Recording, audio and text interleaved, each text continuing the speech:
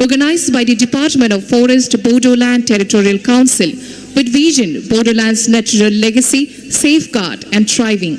Ladies and gentlemen, as we embark on these meaningful discussions, let us be inspired by the beauty of Manas National Park. Moving further, as we proceed for this second technical session, well, let me take the privilege to introduce and welcome all our esteemed keynote speakers to this event. A very warm and hearty welcome to all of you. Well, first and foremost, may I take the privilege to introduce and welcome Dr. Namami Sharma, the moderator of this session, Department of Social Work, Tezpur University. Join us in giving a very hearty and warm welcome to Dr. Namami Sharma. Boiba akai khobnani honango, boikobo gurei khawlaidang. May I request Dr. Namami Sharma to please occupy the seat on the dais. Amongst us, we have Mr. Samten Wangchuk, Chief Forestry Officer, Royan National Park. A very warm welcome to you, sir.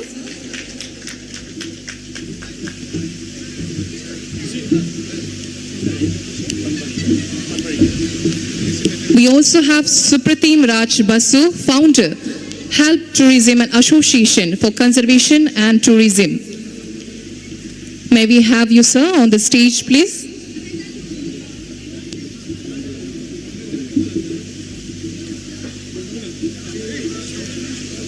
We also have Mr. Jayanta Kumar Sharma, Senior Program Associate, Natural Resource Management Program, Tiger Research and Conservation Division, Aranya. A very warm welcome to you as well, sir.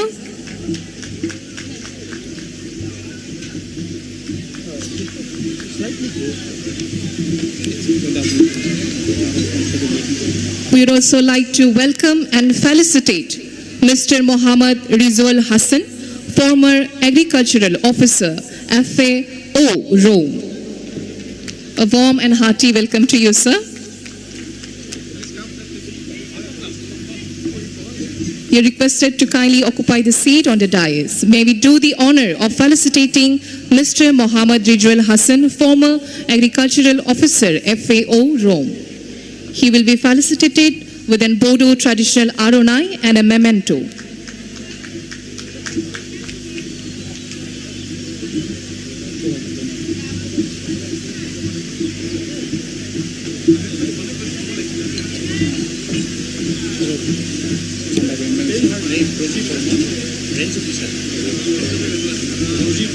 Can we have a huge round of applause for all our esteemed keynote speakers? Welcome to the Bodoland, where we celebrate peace, progress, and diversity.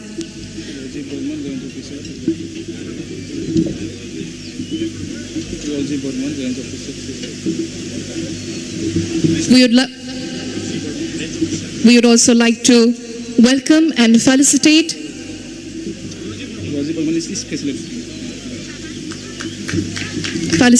by Rosie Bormon, Branch Officer. Thank you very much.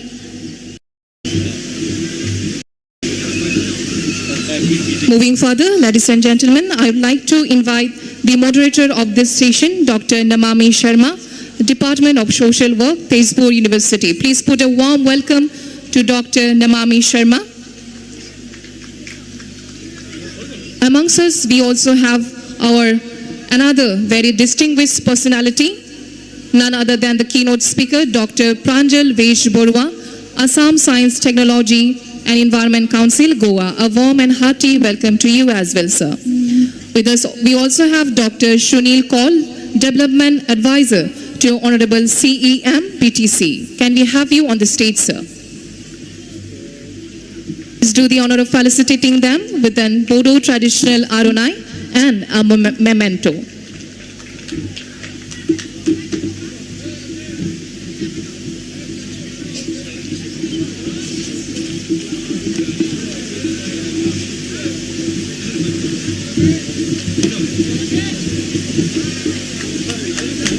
जों बयबो खेबसे आखाइ खबनानै होबावगोन जोंनि मानगोनां keynote speakers फोरनि थाखाय. Thank you. Once again, a very warm and hearty welcome to all of you. Without any further delay, May I now invite the moderator of this session, Dr. Namami Sharma, Department of Social Work, Tezpur University.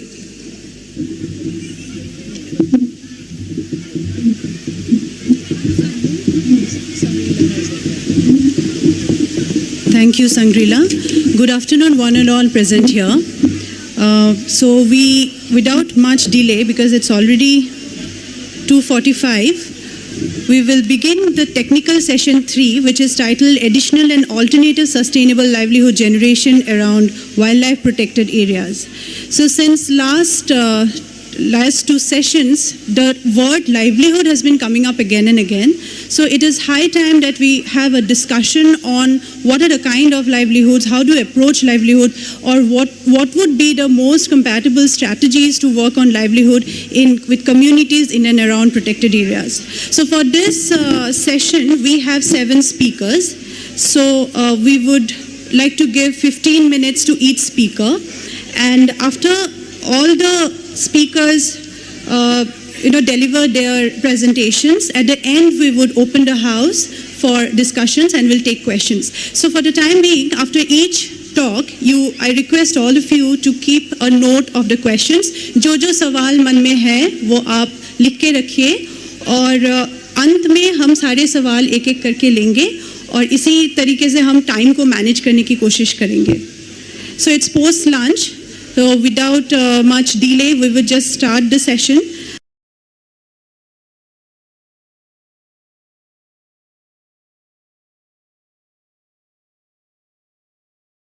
At the beginning, we'd like to welcome Mr. Samting Wangchuk. So before we begin, I think we should rearrange the seats so that everybody can see the screen. Yes, I think a good idea.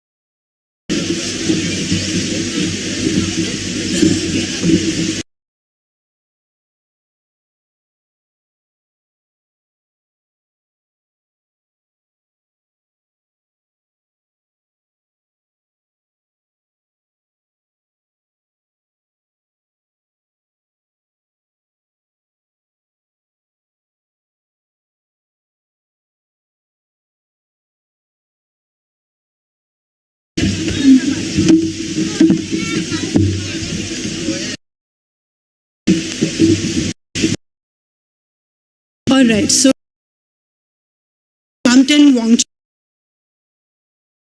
of the Royal, Mr.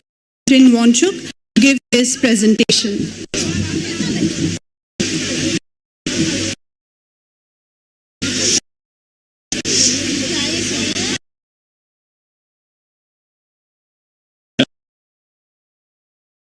That's why I think important is before we delved into the important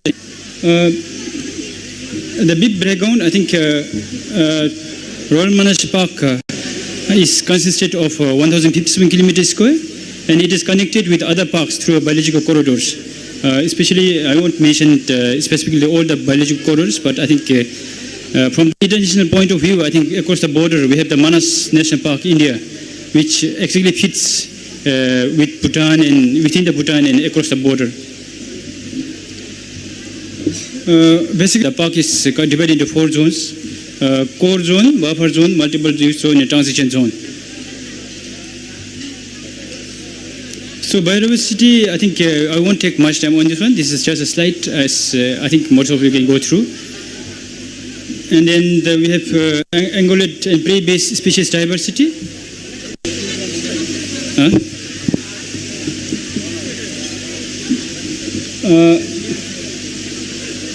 Avifauna diversity, I think that is more closely related to the Indian Manas Park. I think there shouldn't be touched upon more.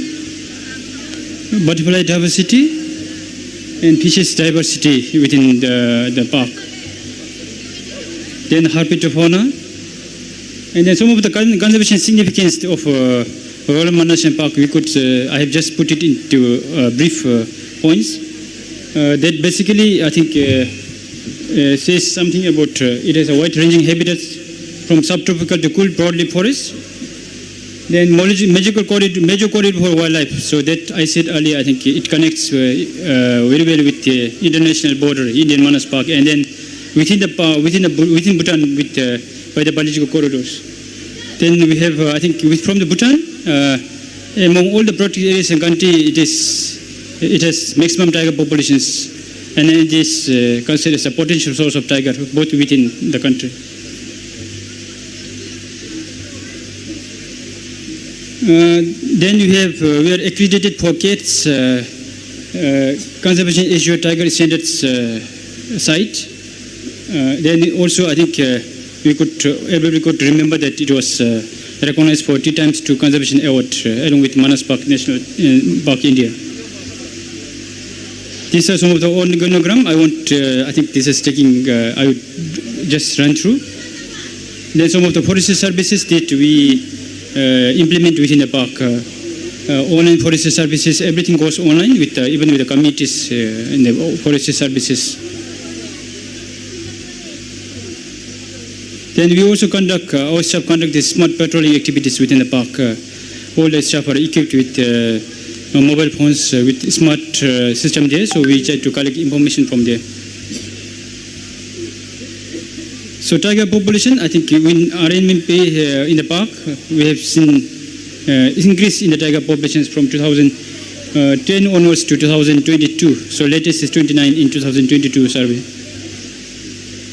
So I think this is one of the images I just want to show. Like in a group of tigers, we found 5 tigers being captured in a single camera within the duration of few seconds. So I think even the tourists ask us like, can you see tiger in the Manas National Park, Royal Manas National Park? I think it is difficult to see because of the disturbances and because when you go in group, we go in group and we make lots of noise and all these things. But then probably you could see if you are fortunate because within the duration of 29 seconds, there was tiger has left and our forestry staff has traveled, so that was captured in the camera. This was touched by my director yesterday, so I won't touch much on this one. So I think from there I'll try to get more into this topic. This is more towards conservation, socio-economic contributions, balancing conservation and development. I think this is what is very important within the park. Because as a park management, it is important to touch both the lives of the people or the communities within the park, and also important, I think, to conserve both. I think this becomes very difficult to balance both the community's social needs and then the conservation needs. So within the park, we have 1,789 houses, and then with a total population of 11,755. So different livelihood interventions that are carried out in the park. In our park, basically, we have supplied some improved Jersey cows, Then we have also biogas equipment, CGI sheets, and then electric fencing, and on crop insurance. I think we have implemented, but I think that is getting more nationalized. I'll try to go in detail later on. This is one of the case studies that we have implemented. I think this is widely being disseminated in most of the presentations across. This is because we have initiated a program called Hunter to Harmony program. This is implemented in a community called Norbuga, where we have around 4,000 communities living there, and then around 4,000 communities living there. And then this park forms the eastern elongated part of the park, and it was known for hotspot poaching because we had detected some of the few cases of tigers in the past, and these people were known for huntings and for their food and all these things. So in 2008, we tried to implement this scheme with the communities. Basically, because we use this monastery, there is a monastery there, we try to bring monastery in between communities and us. And then we said, like, why not we implement Hunter to Hermit program? So they were supposed to be hunters, and we want to convert them into hermit. But that is not so easy because then they have to give up those livelihoods options which they have been debating for a long time. But I think from this approach, I think we have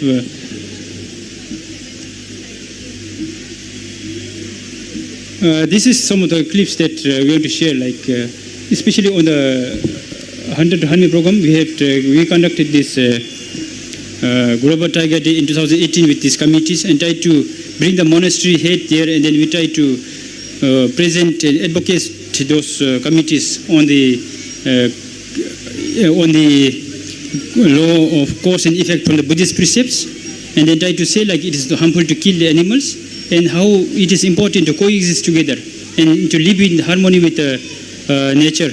So that way, I think from the forestry past, we tried to convince them, and we tried our best to, I think, bring them on board during the celebration. And that way, I think on the first day, I think around 20 numbers of hunters voluntarily surrendered that they want to come hunting next time. And then 2019 to 23, we saw 27, and until now we have came across 47 hunters who voluntarily surrendered and said, like, we have given up this hunting activities.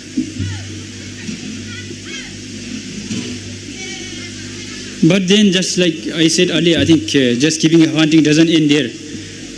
At times, most of us, I think even people like me, we just change at that instant, but then we try to revert back later on. So we are equally worried that they may go back or revert back to the old habit. So that way, we try to come up, use 3 of these approaches to implement this Hunter to Hermit program. The one is development of religious faith and compassion.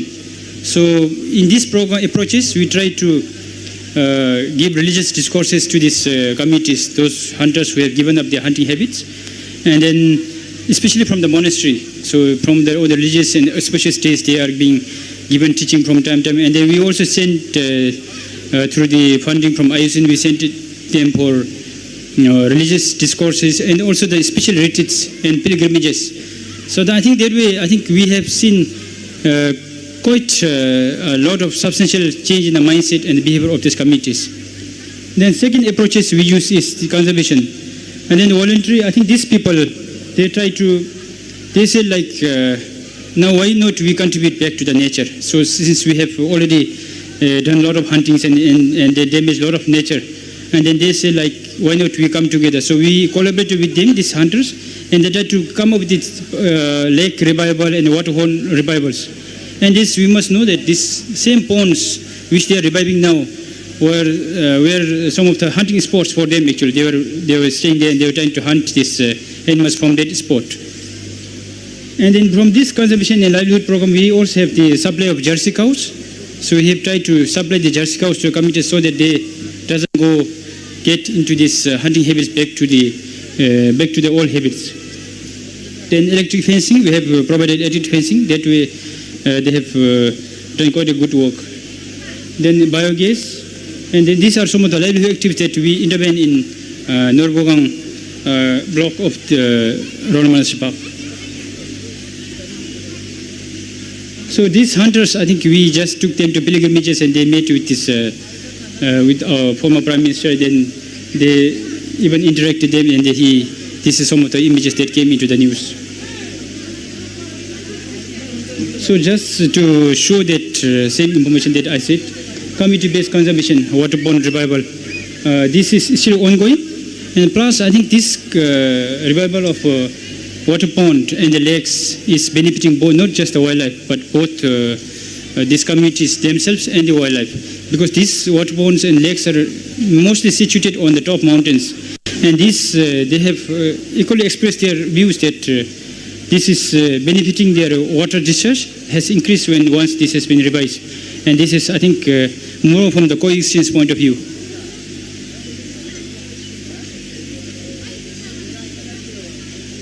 This is a village under the same yoke that community-based conservation has been carried out.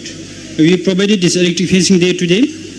And then this village was actually once deserted. And you can see some of the huts that they construct because of the elephants. They just construct houses on the tree tops, or it's just a hut very long enough that elephants doesn't damage.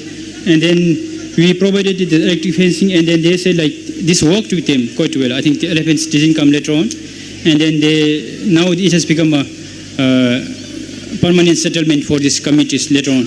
And plus, I think since they realized that maybe because these elephants are coming because of the scarcity of water sources and all those fodder in the forest, they also engage in the community-based conservation.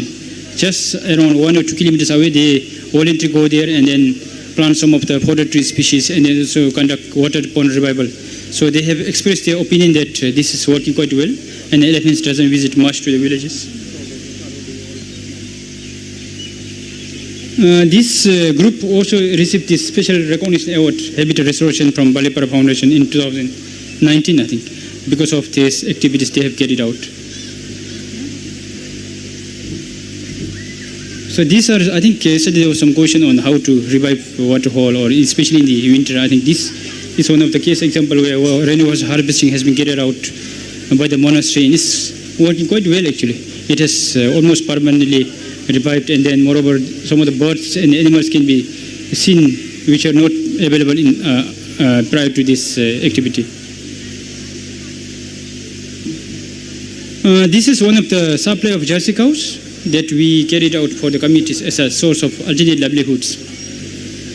We said we promoted under banner like no cost sharing but calf sharing, self-sustaining initiative. We said this because in the earlier times, I think our livestock department has supplied on a cost sharing basis, especially like 50-50 from the government, 50 from the communities. But what we realized was some of the communities who are willing to, especially poor communities, are not able to afford this scheme. So we said like why not supply free of cost and say like but they should, with the condition that they should share the calves to the next committee member. And that way I think this is also working quite well actually. We had supplied around 40 and now it has reached to 39. We have reached to I think 120 Jersey cows as of in the villages, and this is working quite well. So that way I think this is also a means to reduce some of the wildlife livestock depredation. That way, because most of them had stray cattle or local cattle, which they send into the forest for open grazing, and that I think becomes a main source of eating from the wild animals. This is sort of the sustainability scheme. I think just I already elaborated on this one. So we just monitored this after 5 years, and then these are some of the results that we have seen. So biogas, as I said earlier, this is in detail. So I think we have supplied the biogas. I think this has more link to the forest degradation, because then they doesn't go into the forest to collect firewood, and that prevents forest degradation. Plus, the Jersey cows which have supplied, these dungs are being taken care by the communities for their own biogas purposes. And plus, I think to meet this biogas needs of dung, it doesn't send even the local cattle in the forest to use for this dung, for this biogas. Then we also have supply to vegetable gardening. I think especially supplying some of the seeds and vegetable seedlings to the communities, especially in the remote areas. This is electric fencing being adopted, different methods. So one of the activities, I think, promotion ecotourism that is being carried out in, especially we are currently focusing much on the ecologies, and then water rafting, and also high in recreational fishing. So that way, I think we're trying to promote some of the alternate livelihood options for the communities. I think, I feel that whatever interventions that is being carried out from the Manas Park, India, will have definite influence on the conservation aspects in Bhutan. I think we are working equally together, and we should benefit and share the benefits together as a team, and then we should be proud of that actually. Thank you so much. I think I am not beyond the time.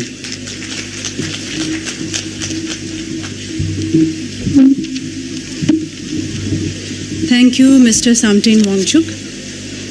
Samting Wangchuk जी ने जो Hunter to hermit programme के बारे में बताया, उसके बारे में हम थोड़ा सा अमल कर सकते हैं. And the interesting thing was the use of religion, how they had used religion to convert hunters to hermits again.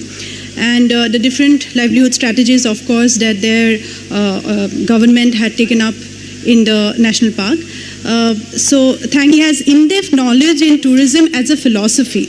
So his bio says, and his simple lifestyle and his 3 decades of work with rural communities of East and Northeast India, along with adjoining Nepal, Bhutan, Bangladesh and Myanmar.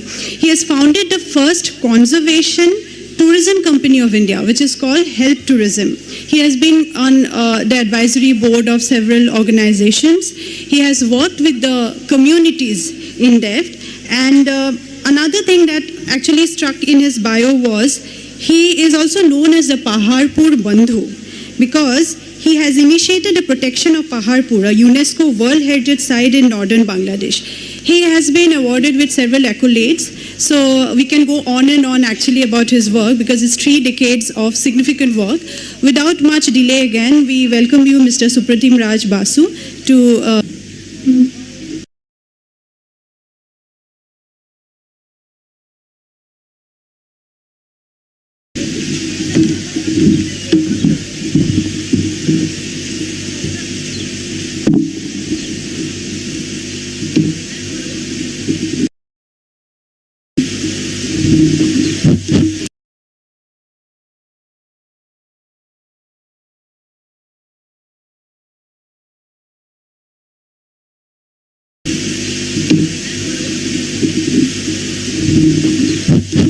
Thank you Namami जी. और जो भी हमारे यहाँ पे all the delegates that we have here, the speakers, the very learned people in front of me, and all the other listeners who are over here, the students, जो बच्चे हैं school के, कॉलेज के, हमारे SSB के सीमान, आपको देख के बहुत अच्छा लग रहा है, क्योंकि देख रहे हैं और भूटान सेशन में आपका भूटान से कोई ना कोई मिले जा रहा है. तो मैं आपको थोड़ा प्रैक्टिस के बारे में बताऊंगा, है ना. आपने कल से जो सुने हुए जा रहे थे, it was continuously sessions which where मतलब जो सेशंस जो एकदम ही बहुत अच्छे रिसर्च और जो काम हमारे देश के लिए चाहिए. लेकिन कुछ चीज़ें हैं जो हमें प्रैक्टिस करना चाहिए. जैसे मैं यहाँ बैठा हुआ था तो मैंने देखा आप लोग लंच करने सब लोग चले गए थे, तो पूरा ये जगह प्लास्टिक से भरा हुआ था, प्लास्टिक और कप से भरा हुआ था पूरी जगह, है ना. तो ये प्लास्टिक और कप जो है, 2 लेडीज आए एकदम आराम से सब कुछ उठा के लेके गए. वो लेके तो गए बाहर में, लेकिन उसके बाद उसका क्या होगा? वो कचरा को हम लोग क्या करेंगे? जलाएंगे, फेंकेंगे, क्या करेंगे? हम किसी को में से, हम लोग में से जो है हमारे यहाँ में हम पहुँच गए हैं. हाँ, हमारी जिम्मेदारी क्या है? हमारी जिम्मेदारी, हम जब निकले थे हमें किसी ने 1 बोतल पानी दिया था, और हमने भी दिया, चिप्स दिया, कुछ खाने के लिए कुछ बादाम दिया, कुछ भी दिया, हाँ, या होटल में हमको साबुन दिया, सब कुछ लेके हमने ये बोतल में हमने भर के रखा है. और ये बोतल भर भर के इसको इतना टाइट बनाएंगे कि जब इसको प्रेस करेंगे तो इसका ये आवाज़ नहीं होना चाहिए, और ये अगर आवाज़ नहीं होती है तो आपका ये इको ब्रिक बन गया। इस ईंटें आप बाज़ार से नहीं खरीद के आप ये ईटा से जो है आप अपना टॉयलेट का वॉल बना सकते हैं, आपका फेंसिंग का वॉल बना सकते हैं, आप बैठने का सीट भी बना सकते हैं, ऐसे वाले बहुत सारा बोतल एक जगह में करके। तो ये प्रैक्टिस जो है ये हमारे लिए बहुत ज़रूरी हमें लगा कि आपको थोड़ा बता दे कि प्रैक्टिस से ही हम लोग आगे बढ़ेंगे। हमारे लिए हमारे रिसर्चर्स, हमारे मास्टर्स, हमारे आचार्य जो है बहुत कुछ दे चुके हैं, लेकिन हम लोग कितना ले सकते हैं वो देखना बहुत ज़रूरी है। अभी देखिए, कल हम जब आए थे ये सेशन चल रही थी, हाँ, तो हमने देखा कि हम लोग बात कर रहे हैं जंगल की, वाइल्ड लाइफ की। एशिया में है, अभी तो हम लोग यहाँ पे ज़्यादातर जो है भूटान, बांग्लादेश और इंडिया की बात ही कर रहे हैं लास्ट आज, कल और आज को मिलके। लेकिन एशिया में अगर आप देखेंगे तो ज़्यादातर आप देखेंगे कि बिना आदमी का वाइल्ड लाइफ एरिया होता ही नहीं है, या वाइल्ड लाइफ एरिया बिना आदमी का नहीं होता है। इसका कारण क्या है? इसका कोई तो कारण होगा। हाँ, हम लोग एज पीपल, एज पर्सन, हम लोग एज पीपल, एज सिटीजन, हम लोग क्या करते हैं, हमारे नेचर को, हमारा प्रकृति को, जहाँ से हम आए हैं, और हमारी वाइल्ड लाइफ को हम लोग अलग कर देते हैं। हम लोग सोचते हैं हम लोग मानव है, हम लोग सबसे ऊपर है ना। तो ये चीज़ जो है ये हम लोगों को ज़रूर देखना चाहिए कि हम लोग कहाँ मिस कर रही है चीज़ को। हम भी इस प्रकृति के एक भाग है। तो एशिया में जो है वाइल्ड लाइफ के साथ जो विलेजेस रहते हैं, ये तो एक हमारे लिए बहावा है, ये हमारे लिए एक बोon है कि हम लोग भी एक बायोडाइवर्सिटी का पार्ट है। बिना ह्यूमन बींग्स कैसे बायोडाइवर्सिटी बन पाएगी? तो ये थोड़ा सा हम लोग समझ ले तो एकदम बहुत अच्छा रहेगा। कल उसी सेशन में हम सुन रहे थे, कल ये आपने देखा, ये कल का सेशन से हमने कुछ इशू हमने लिया है। ये हम सतपुरा मॉडल के बारे में हम सुन रहे थे। हमने छोटा सा एक लास्ट सेशन का लास्ट क्वेश्चन भी किया था कि हम लोग जो हमारे जो फॉरेस्ट है, फॉरेस्ट में से हम लोग रीलोकेट करना चाहते हैं, गाँव को हम लोग रीलोकेट करना चाहते हैं। अभी हजारों साल लगा, जनरेशंस लगा इस कम्युनिटीज़ को अंदर बैठ के कैसे अपने आप को प्रकृति के साथ जुड़े रखे, है ना। आप इस कम्युनिटीज़ को देख लीजिए, ये कम्युनिटीज़ ने जो चीज़ अपनाया, जो चीज़ किया कि उसका घर बनाने के लिए उसको सीमेंट और उसको रॉड और उसको बाहर से लेने वाला मिस्त्री नहीं चाहिए, है ना। घर बनाने के लिए अपना कपड़ा अपने आप बुनता है। आप देख रहे हैं, हमें अरनिया दिया गया है, ये अपना कपड़ा अपने आप बुनते हैं।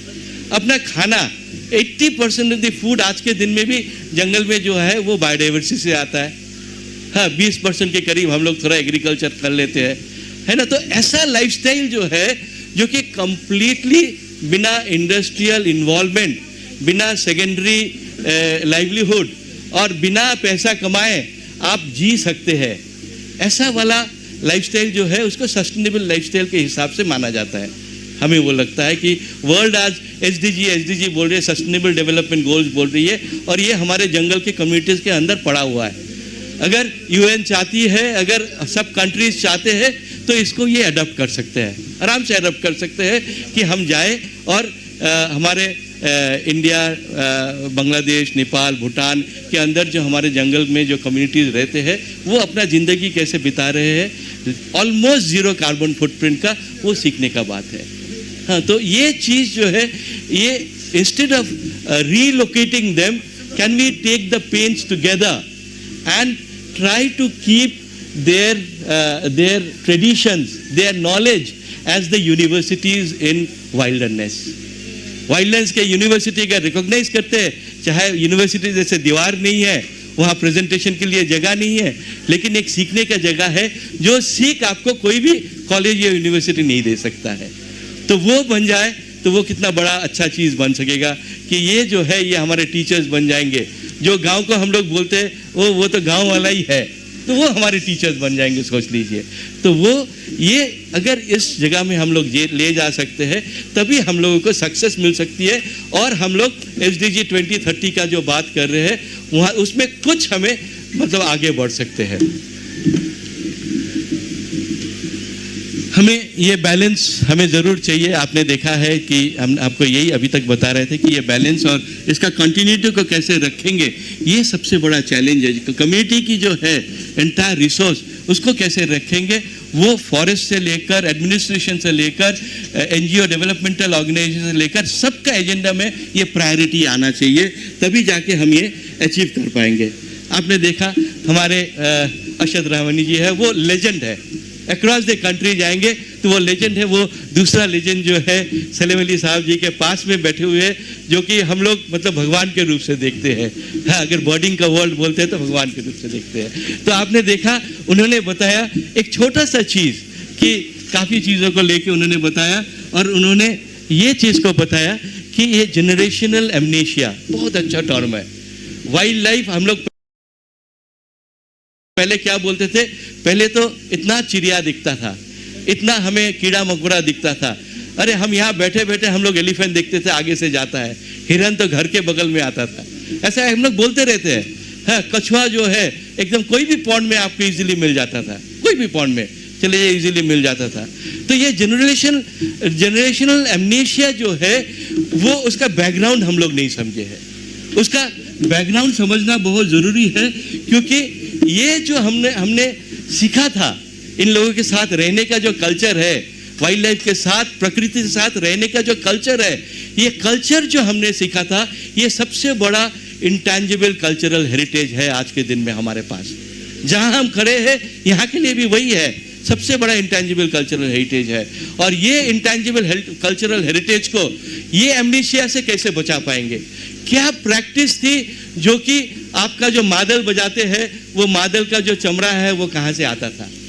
आपका जो घर बनाते थे बैम्बू और स्ट्रॉ का, सीरू बोलते, वो स्ट्रॉ कहाँ चला गया जो हम लोग नदी से लेके आते थे, वो कहाँ चला गया? हाँ, तो ये अगर हमारे कल्चरल जो इंटेंजिबल कल्चरल हेरिटेज को अगर नॉक करते हैं और उसको वापस ले आते हैं हमारे दादाजी के साथ, दादी जी के साथ बैठ के, तो आप सोच सकते हैं कि ये प्रकृति को भी हम लोग वापस लेके आ सकते हैं। अब उतना चिड़िया उतना कीड़ा भी आप देख सकते हैं, लेकिन उसको ले आना बहुत ज़रूरी है। पोस्ट लंच सेशन है, सबको शायद थोड़ा सा नींद ही आ रहा है। हाँ, तो ये आपने देखा कि इन्होंने एक मंगला झुरी का एक एग्जाम्पल दिया, बर्ड कंजर्वेशन कैसे होता है, और ये एग्जाम्पल ये लेके आए हैं। मैं बता दूं, ये हमारे पास जब आए थे गोरुमारा नेशनल पार्क में, हम लोगों ने एक नेशनल मीट वहाँ पे किया था, और वो इसलिए यहाँ पे आया था, वहाँ पे टिम्बर टू टूरिज्म कैसे हुआ है उसको आगे बढ़ाने के लिए। उस समय फिलहाल वो किस तरफ जा रहा है, कैसे जा रहा है, ये समझना जरूरी है। तो वही मॉडल जो है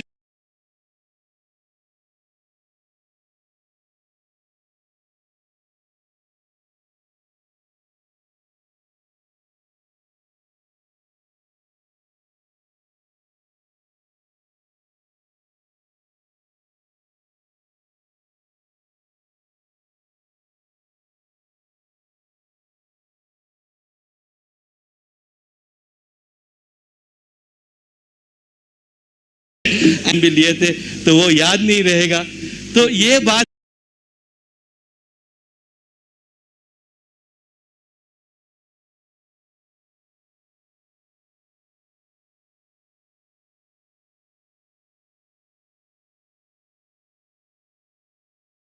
है, ये मौजे केंद्र कब क्रिएट हुआ था, कैसे क्रिएट हुआ था, आपको थोड़ा सा बैकग्राउंड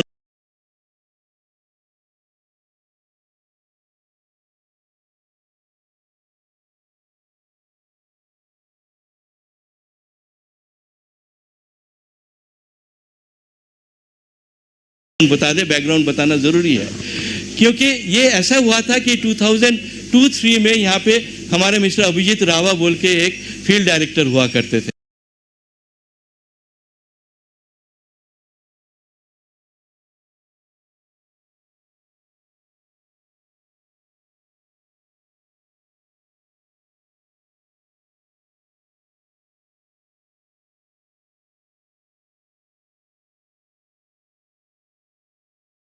पहले भी हम बहुत बार मालूम जगह था, और बाद में हमको बुलाया, हमारे एक मित्र है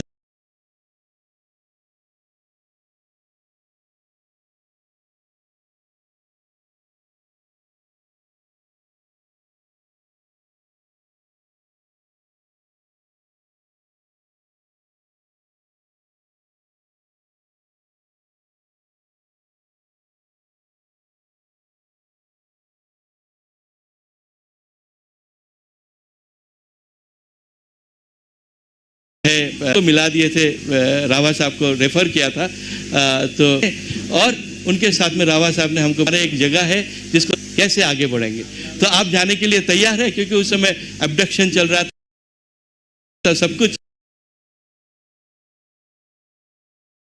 सिचुएशन में था, ये काम करना है। और जो लोग प्रकृति से कि बहुत अच्छा इनका सेटअप है, एक तरफ में जो सोसाइटी को उसको रन करते हैं वो जगह में, और आंदोलन को कैसे चलाना पड़ता है उनसे कोई सीख ले, इतना डिसिप्लिन जो है।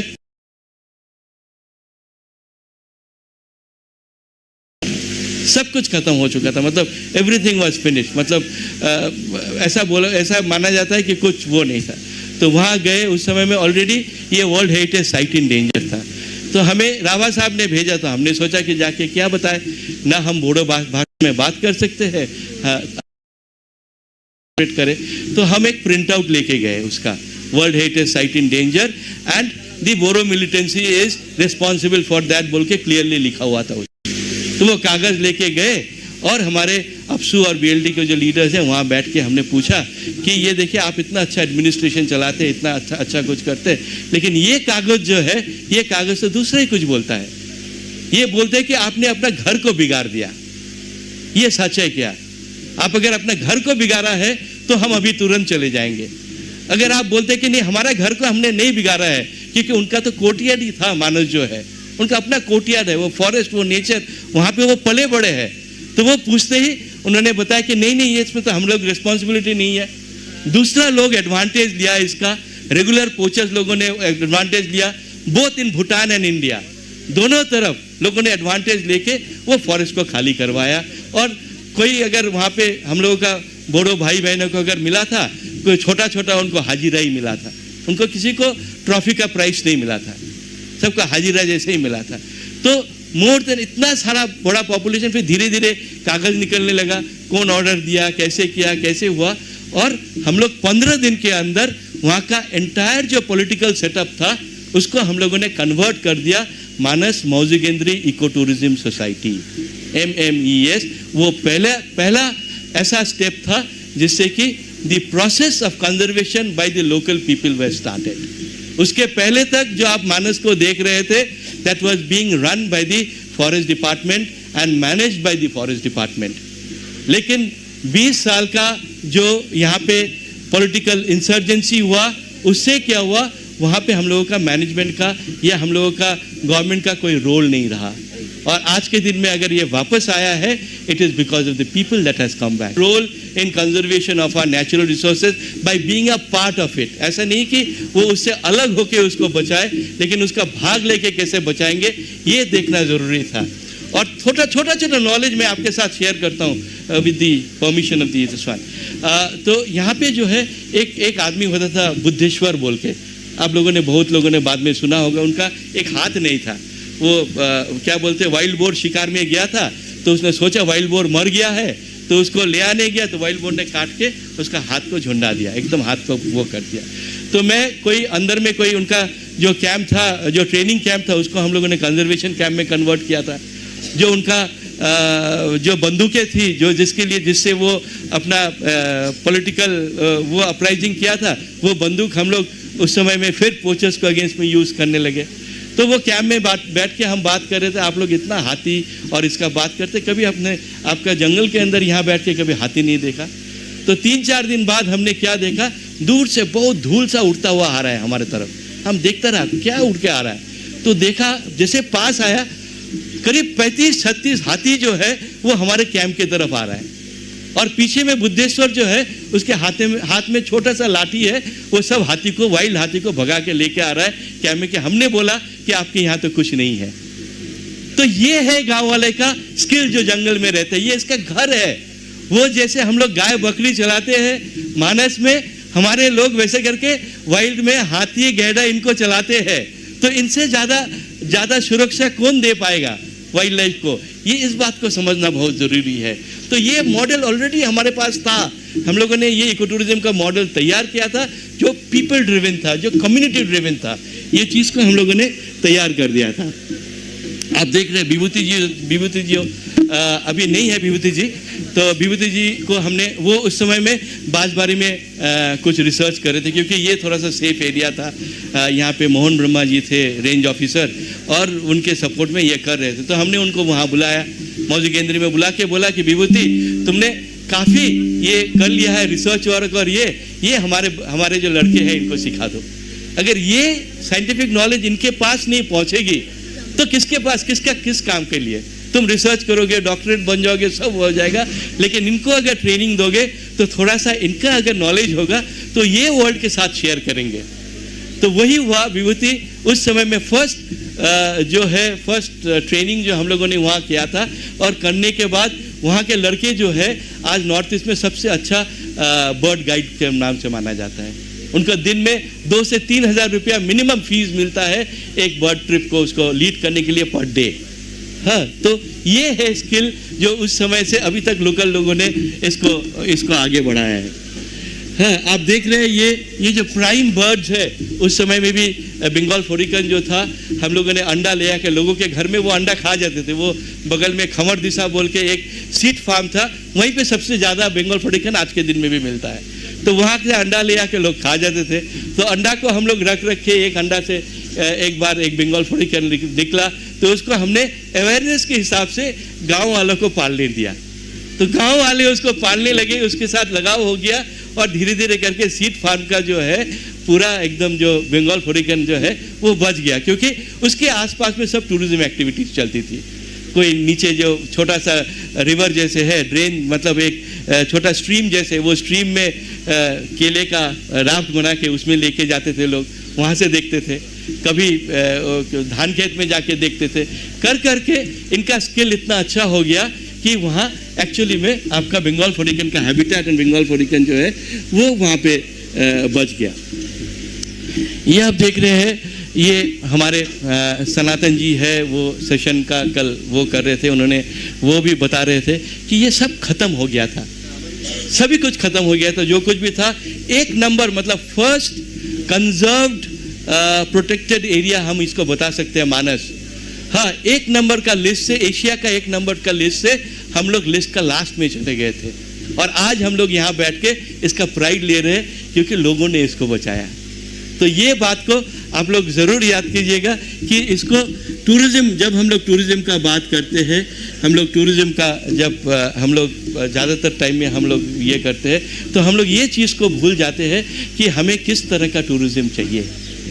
हमें टूरिज़्म वैसा वाला चाहिए जो कि बाहर से आदमी आ रहा होगा टूरिस्ट के लिए, उसके लिए चाहिए, या टूरिज़्म इसलिए चाहिए कि जो हमारा जगह को अच्छा रखेगा, हमारे लोगों को अच्छा रखेगा, ये वाला टूरिज़्म चाहिए। हाँ, क्योंकि ये पहचान होना बहुत ज़रूरी है। आज के दिन में हम लोग बांसबारी में खड़े हैं, जहाँ पे हम लोग खड़े हैं, यहाँ पे एक टाइम में सिर्फ एक टूरिस्ट लॉज होता था, पीछे में एक टूटा हुआ ब्लू हिल का एक लॉज हुआ करता था, बाकी सब जंगल हुआ करता था। यहाँ से घूम लीजिए, पूरा ही जंगल हुआ करता था। अभी देखिए इतना सारा लॉज बन गया, इतना कुछ बन गया। मतलब हमारे यहाँ पे टूरिज्म से जो हुआ है, आप देखिए कितना एडवांटेज हुआ है। टूरिज्म से जो है यहाँ लोकल लोगों को काम मिला। टूरिज्म में क्या है, यहाँ पे बहुत सारा इन्वेस्टमेंट आया है। टूरिज्म से जो है हमारे इंटरनेशनली हम लोग शोकेस्ड हो पाए।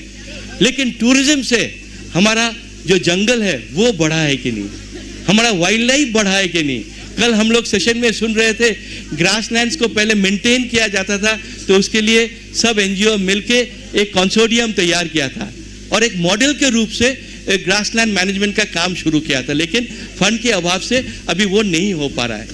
तो अगर हमें इतना सारा टूरिज्म है यहाँ पे, तो उसमें हम लोग उसका पार्टनर नहीं बन सकते हैं। हम लोग प्रत्येक लॉज हमारे सामने वाला ग्रासलैंड का अडॉप्ट नहीं कर सकते इस काम के लिए। एक अच्छा सा साइंटिस्ट, दो अच्छा सा गांव वाला जो इस काम को करेगा, इसको अडॉप्ट करके वो अपना प्रॉफिट का एक परसेंटेज अपने लिए दे रहा है, क्योंकि वो लॉज से निकल के उसका टूरिस्ट को बहुत अच्छा वाइल्ड लाइफ दिखेगा, उसको अपने लिए ही अडॉप्ट करना चाहिए। तो ये छोटा सा मॉडल हम लोग इजीली इसको तैयार कर सकते हैं। ये ज़्यादा मतलब परेशानी वाला मॉडल नहीं है, ज़्यादा मतलब दूर का भी सोचने का मॉडल नहीं है, ये इजीली पॉसिबल है। इसलिए टूरिज्म से हम आपको बहुत सारा एग्जाम्पल्स दिखा सकते हैं कि टूरिज्म से हम लोग क्या कर सकते हैं। लेकिन हम चाह रहे थे कि हम यहाँ से शुरू करें। अगर हमारे पास इतना लॉजेज है, नंबर ऑफ बेड्स कितना है हिसाब कीजिए। एक रात में अगर सीजन टाइम में फुल हाउस जाता है एंटायर बांसबारी, अगर हर एक आदमी 2-2 बोतल मिनरल वाटर पीता है तो वो वेस्ट कहाँ जाता है? तो वो वेस्ट मैनेजमेंट का क्या होगा? वो वेस्ट मैनेजमेंट कौन करेगा? हाँ, गवर्नमेंट करेगा या होटेलियर्स करेंगे, कम्युनिटी करेगा, पंचायत करेगा? कौन करेगा ये वेस्ट मैनेजमेंट? क्योंकि ये वेस्ट तो यहाँ का है ही नहीं, ये वेस्ट तो जो टूरिस्ट आ रहे हैं उनके लिए आ रहा है।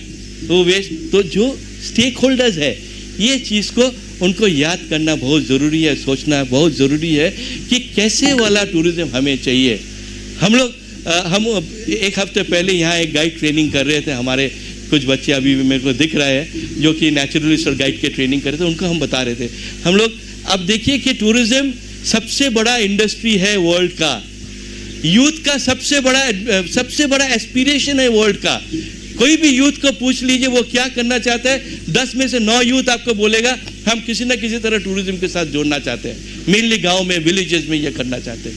लेकिन वो चलते, वो एस्पिरेशंस को हम लोग कैसे हैंडल करेंगे, ये एस्पिरेशंस को हम लोग कैसे करेंगे? हम लोग, आपने देखा कि G20 में टूरिज्म हम लोगों का कंट्री का थीम था, हम लोग जब होस्ट किए टूरिज्म थीम था, लेकिन ये थीम के साथ साथ में हम लोग राइट डायरेक्शन में टूरिज्म को ले जा पा रहे कि नहीं, ये देखना ज़रूरी है। हाँ, टूरिज्म जो है वो कितना लोकल है ये हमें देखना चाहिए। इसलिए जो भी आप लोग पॉलिसी मेकर्स है, यहाँ पे डेवलपमेंटल NGOs है, यहाँ पे लोकल लोग है, ये आप सोचिए कि हम लोग बहुत बार बोलते हैं अतिथि देवो भव। हाँ, अतिथि, guest are like our gods, हम लोग काफ़ी बार बोलते हैं, लेकिन उसके पहले वाले चीज़ों को हम लोग नहीं बोलते हैं। पिता देवो भव, माता देवो भव, आचार्य देवो भव। मतलब जिस जगह में हम अपना पिता, माता और आचार्य को अच्छा रख सकते हैं, वहीं पे हम टूरिज्म को भगवान के रूप से ला सकते हैं। तो पहले तो हम अपने जगह को ठीक कर ले, हम लोग टूरिज्म हमारे लिए चाहिए और हमारा जगह को, हमारा लोगों को अच्छाई के लिए होना चाहिए। इसको सोच के हम लोग टूरिज्म को बढ़ाएं तो सबसे अच्छा रहेगा। और जो लास्ट सेशन में आप देख रहे थे, मिस्टर लोबजांग जब उसको वाइंड अप कर रहे थे, तो मिस्टर लोबजांग हमारे भूटान से आए हुए थे, तो लोबजांग जी बता रहे थे कि नहीं, प्रायोरिटी है, we have to make the forest department and the government as institution to carry that on. अगर वही करना है इंस्टीट्यूशन, तो 20 साल का जो पॉलिटिकल इंसर्जेंसी है, तो कहाँ था ये इंस्टीट्यूशन? सबसे पहले जो चाहिए इंस्टीट्यूशन में, वो कम्युनिटी इंस्टीट्यूशन चाहिए। दोनों तरफ के कम्युनिटी इंस्टीट्यूशन, इंडिया और भूटान के कम्युनिटी इंस्टीट्यूशन अगर कोऑपरेट करती है, तब जाके फॉरेस्ट NGOs हम लोग सब स्टीयरिंग में बैठ सकते हैं। कम्युनिटी को प्रायोरिटी नहीं देने से हम इसको सस्टेनेबल नहीं बना सकते। इसलिए जो ऑर्गेनाइजेशन को हम बिलोंग करते हैं, उसको एक्ट बोलते हैं, जिसमें हम बिलीव करते हैं कि जो हमारी local people is impossible, possible ही नहीं है। ये नहीं कि ये हो सकता है, नहीं हो सकता है, ट्राई कर सकते हैं, ऐसा बात नहीं है। हाँ, ये बात को हम लोग क्लियर कर ले कि अगर हमें कंजर्वेशन एंड टूरिज्म कहीं पे करना है तो वो लोकल लोगों से ही करना है, नहीं तो नहीं हो सकता है। नहीं, हम लोगों को नहीं करना चाहिए। हाँ, यही है। तो इतना ही था। बहुत सारा टाइप ऑफ टूरिज्म का हम लोग डिस्कस कर सकते थे, but due to lack of time we want to listen to the other speakers too, because we have been waiting to hear from them for a long time. So thank you very much everyone. कुछ भूल चूक हो गया तो सब लोग माफ कर दीजिएगा।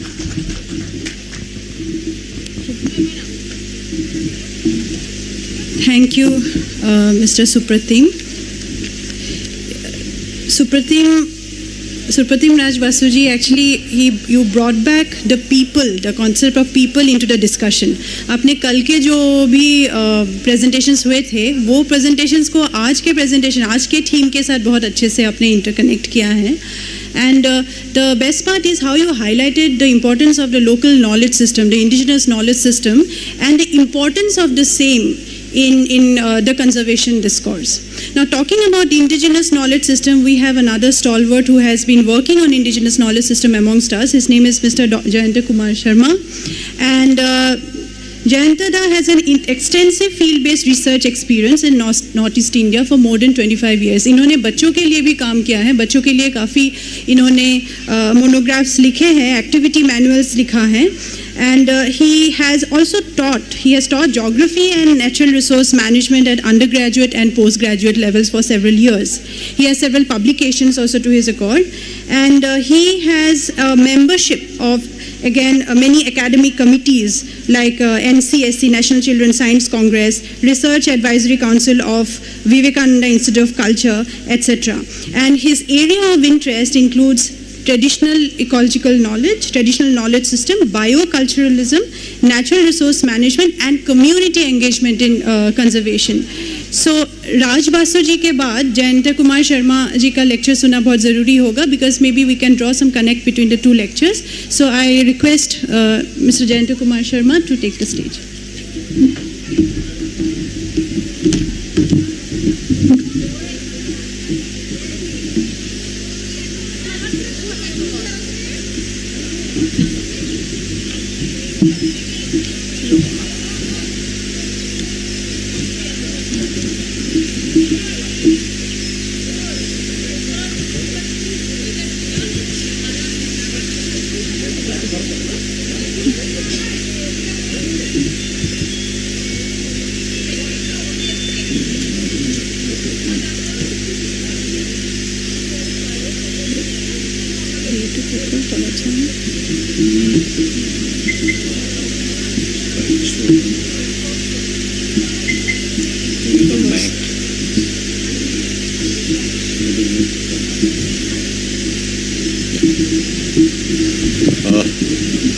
Thank you, Nomami, and at the outset I would like to offer my heartiest thanks to the organizer. And to be very frank, this is the second innings of my life, and this is a period of de-learning and relearning for me.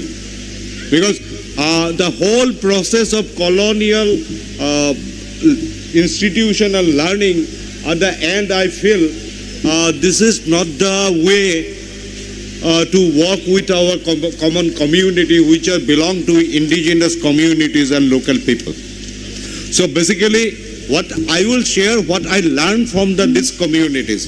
If you connect with the Manas National Park and these areas, it is also a biosphere reserve. If you want to connect that, it is not only the biodiversity from the perspective of the biological beings we have. It is also because of the cultural diversity we have, the whole knowledge of culture, ethos linking to the nature and nature conservations. Because of that, this is considered as a biosphere reserve. So from that perspective, all of us have a biospheric people experience, because we purchase in mall, we purchase through the online order, that is our experience. But people here, they are ecosystem people. So we cannot consider ourselves as an expert with our experience of biospheric people consumption pattern to impose our idea on indigenous and local people in the name of alternative livelihood. That's why this conservation livelihood approach is a totally different approach than the normal livelihood approach. We must consider it is evolving as a new academic disciplines. And I think yesterday Director of Indian Institute of Forest Management was there. Among the Indian Institute, IIFM was the first introduced academic courses on conservation livelihood. So, conservation livelihood, basically, it integrates the livelihood and conservations. One of the major concept is the growth within. So, in the present economics, from the perspective of the colonial legacy, what we talk about the growth, that growth creates a pyramidal difference between the very high income group, and there is a base of the pyramid where the base is increasing horizontally because of that so-called growth. So alternative discourse is that growth within.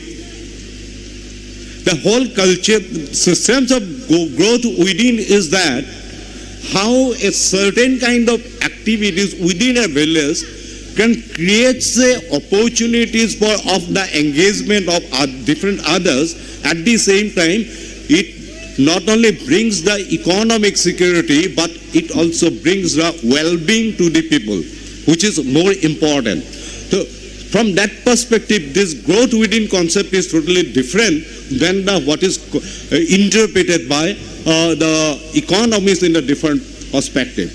Growth within is a interpretation of political economists and who believe in ecological democracy.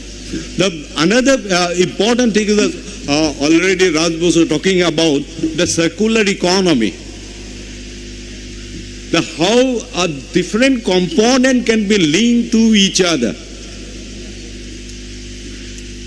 And you just please Google and the jackfruit leaf tea. Try to understand what is the price. What is the requirement? It requires naturally dry jackfruit leaf only. Processing is very simple. The tricky part is how you increase the lifetime of that processed product. Now you consider in our context, this jackfruit leaf is a waste. How we can able to recover ecologically, sustainably the resources from our bio waste. So these are the principles of the circular economy, how you circulate that at the small scale, at the local scale. That another component, important thing is how you connect the nature is there. I will share how the sacred grove concept where the Bodo community organize their Gaon Raja Puja that contributes in the water conservation and give them services of water for their agriculture here in this Manas landscape. So that is their belief on a particular thing where it leads to nature conservation, and there is an economy because of that they are getting the ample amount of water which support their agricultural practices. And water availability in BTR context is very much important because many of the area, 29% of the total BTR geographical area belongs to Piedmont Plain zone. Bhava zone allow your water to percolate fast, there is a surface water crisis. At the same time, the Piedmont Plain, it holds the water in the fourth layers of the soil. The top layer of the soil is almost dry. So in that situations, this spiritually inspired conservations leading to nature conservations and that way linked to the economic benefits are very much important. We have to understand that. So in basically conservation livelihood, first thing you have to understand the place. I'm not talking about the space. I'm talking about the place. A place is a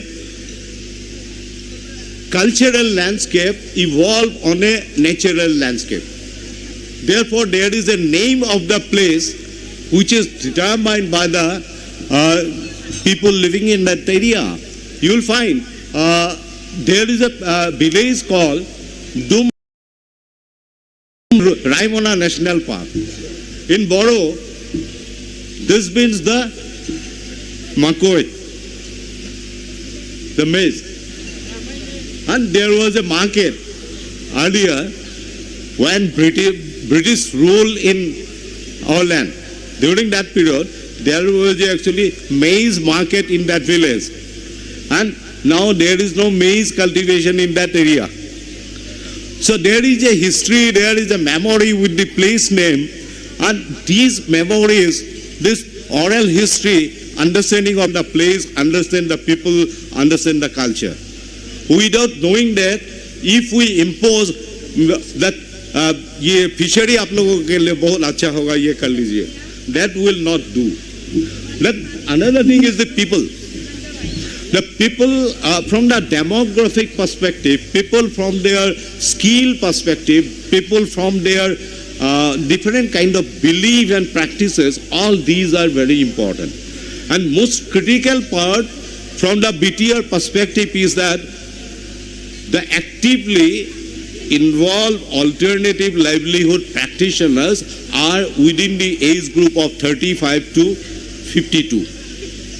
You just imagine that after 10 years, what will be their age group, what will be their work efficiency. On the other hand, we have a very good amount of around 40% of the demographic segment that is between 14 to 28 years. But if you cross-check, their interest on the local culture, local economy is very much less. They usually prefer to stay outside the area and go for the other forms of activities. So there is a huge challenge in coming 10 years. It may come. Then processes. There may be the natural ecological processes. There may be the political processes. Some of our friends already shares about that. There may be the economic processes. There may be the more other processes like the transboundary relationships we have in Manas. There is a different discussions, but if we think the BTR's relations with Bhutan, then there are two signifiers. One is Dong, another is Kurma. One is ecological, sharing of water. Another is very much people-to-people connection, which is actually termed as a Kurma. If you ask any Bhutanese people in the Bhutan area, in the border, they will share that we have Kurma in Assam or this part. Similar case is that. So these two significant things need to be taken as a serious matter to go for the more transboundary relationships and creating a more economic and other exchanges. Now, if you see, there is a illusion actually when we talk about the population density as defined by the census. It is basically total population divided by the total geographical area. In case of BTR, 29% area belongs to forests, rivers, water bodies. If we minus that area, that is actual human habitat area. So in that case, actually population density as per 2011 census is comparatively very high than what was interpreted in 2011 census. So we need a critical look on these aspects in our regions to understand what is the population pressures, how we will face these situations. Now, if we see the land use, land cover situations as per 2022 in BTR, the two important potential for the livelihood, one is homestead agroforestry area, which represents around more than 23%, and another is the agricultural land. This homestead agroforestry, this is a very interesting component. Globally, it is discussed now because most of the cases it is a privately owned property, but it creates a common for multi-species. आप सोचिए आपका जो घर का बाड़ी है उसमें कितना तरह की गाछ है आप लगाते हैं और कितना तरह की गाछी है जो अपने आप होते हैं और कितना तरह की चिड़िया और other reptile different animals are there, they get a habitat for their habitations. So basically this is a beautiful part of the traditional knowledge based practices which contribute to the conservations. So this is a very important natural capital and people have a cultural understanding and skill on this. So how that can be capitalized for a new livelihood, this is very important. Now entire Manas National Park, including the first extension area, there are more than 145 villages if we consider 3-kilometer buffer. If we consider the villages located on just on the boundary, it is around 75. Now, if you go through the situations, or actually what is there, so we have conducted the study in 2015. That out of this, 8% household, where our sample was 1,400 families from the 3 ranches, 32 villages located just on the boundary of the park, they are landless. And 27% of the households are agricultural landless. This is another situation we have to consider, how we will create the livelihood provisions for the landless and the agricultural landless. So what can be the possible way? Then these are some of the very situations, the staple food they produce, the rice, how it is sustainable or subsistence for the families. A very meager numbers of the families can run their food requirement through own productions. So these are some of the very important areas. Now I am going to the one point. These are sacred groves in Boyapara, the village called Kumguri. It's a more than 100 years old practices in the village.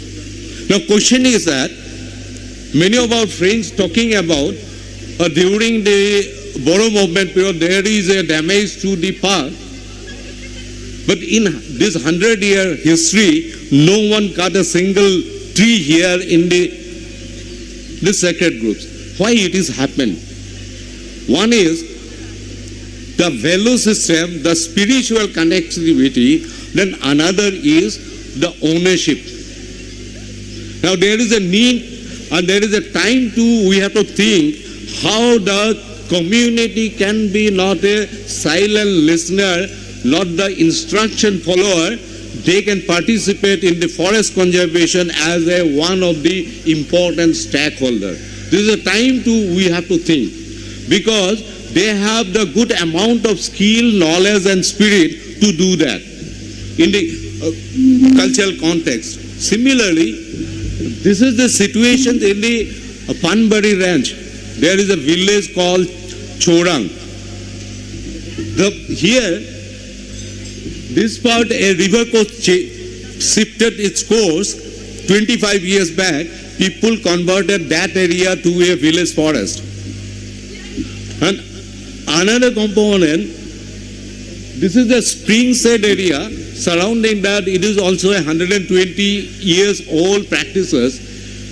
Because water is coming from the ground, they consider it's a contribution of the God.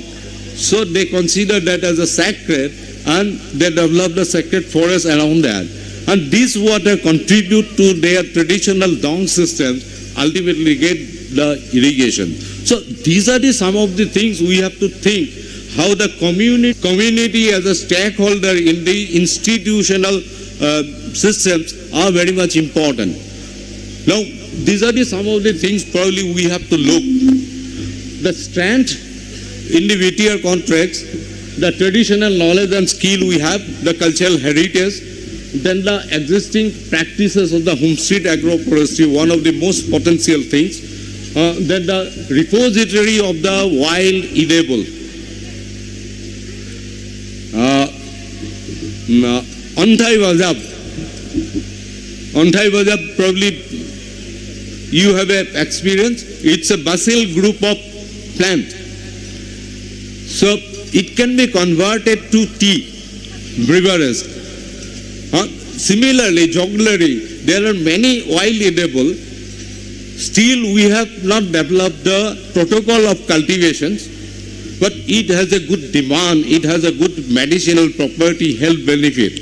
How we will tap those resources, very important. Then the traditional village institutions, like the Gami Afat and other institutions, the role they play, and what happened, The threat is that in the post-independence era, we impose lots of institutional layer on these village institutions which break down whole the governance process. And similarly, the other opportunities are we have the river network, we have the forest area which is act as a catchment area for the natural water bodies.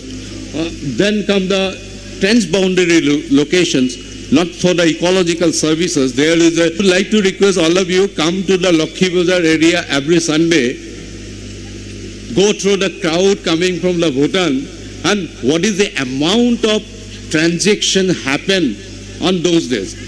So this is the ground reality. And growing interest of the nature tourism worldwide, that's an important scope, but how you will do that? We have an experience. There are students from Germany, student from Africa. One German student stay in the Bhuyapara one homestay for 6 months for her study, and she employed 2 girls from that locality for 6 months as an assistant, as an interpreter, and give the rental to the homestead owner. At the same time, she identified 20 species which is there available in the homestead garden, which are best quality for the fuel wood. Means if we go for the energy plantation, these 20s are the best we can prioritize. So this is not an exchange of money, this is the exchange of knowledge. And the villagers not only getting the money, villagers also get the knowledge, and that way they are empowered. We have to think for the tourism in that areas. And very much interestingly, there are lots of things, but I want to ask the questions to enter house. This year, farmers from the BTR awarded by Government of India as a Padma Shri. How many of you know his name? Yes. The Sarveshwar Basumatari, his village is actually in Panbari Ranch. Now, I'm really shocked. In this forum, he was not invited, because his award is for his integrated farming. He has the experience of how he managed the wild animal threat, how integrated the fishery, sericulture, horticulture and piggery together in his homestead area. This is an example. I learned lots of things from Sarveshwar. So I think this is a time there is a need to zoom in, not zoom out. Means this is a time in BTR we have to look in our conditions, our locality in a very focused area, try to understand what are the best example we have from which we can learn, instead of zooming out, bringing some idea which is not local, and that will create a longer disturbance, creates a new chaos to the indigenous and local people. Thank you.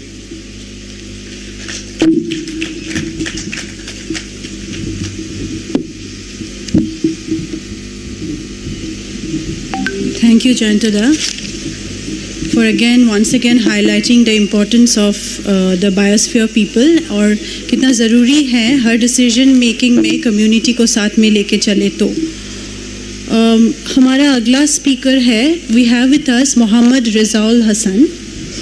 Mohammad Rizaul Hassan is an experienced senior professional with over 46 years of development and research experience.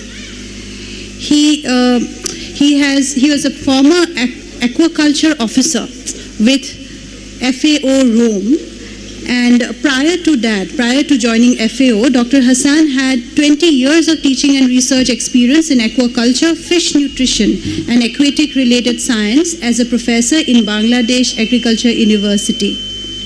He has authored, edited over 150 scientific publications, and he has a dual citizenship of Bangladesh and Italy. So he has 35 years of postdoctoral research and development experience over several countries in the world. So we are looking forward to hearing you.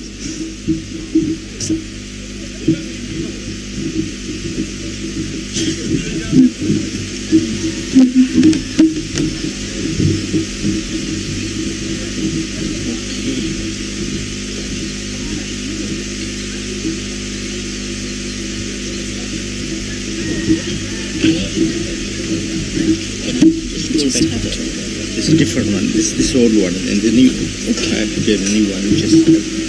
Okay. Is it being downloaded? Yeah, this one. This one? No, this is the This one. Yeah. Okay.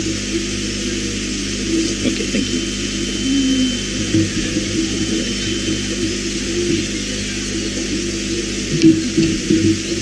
Okay.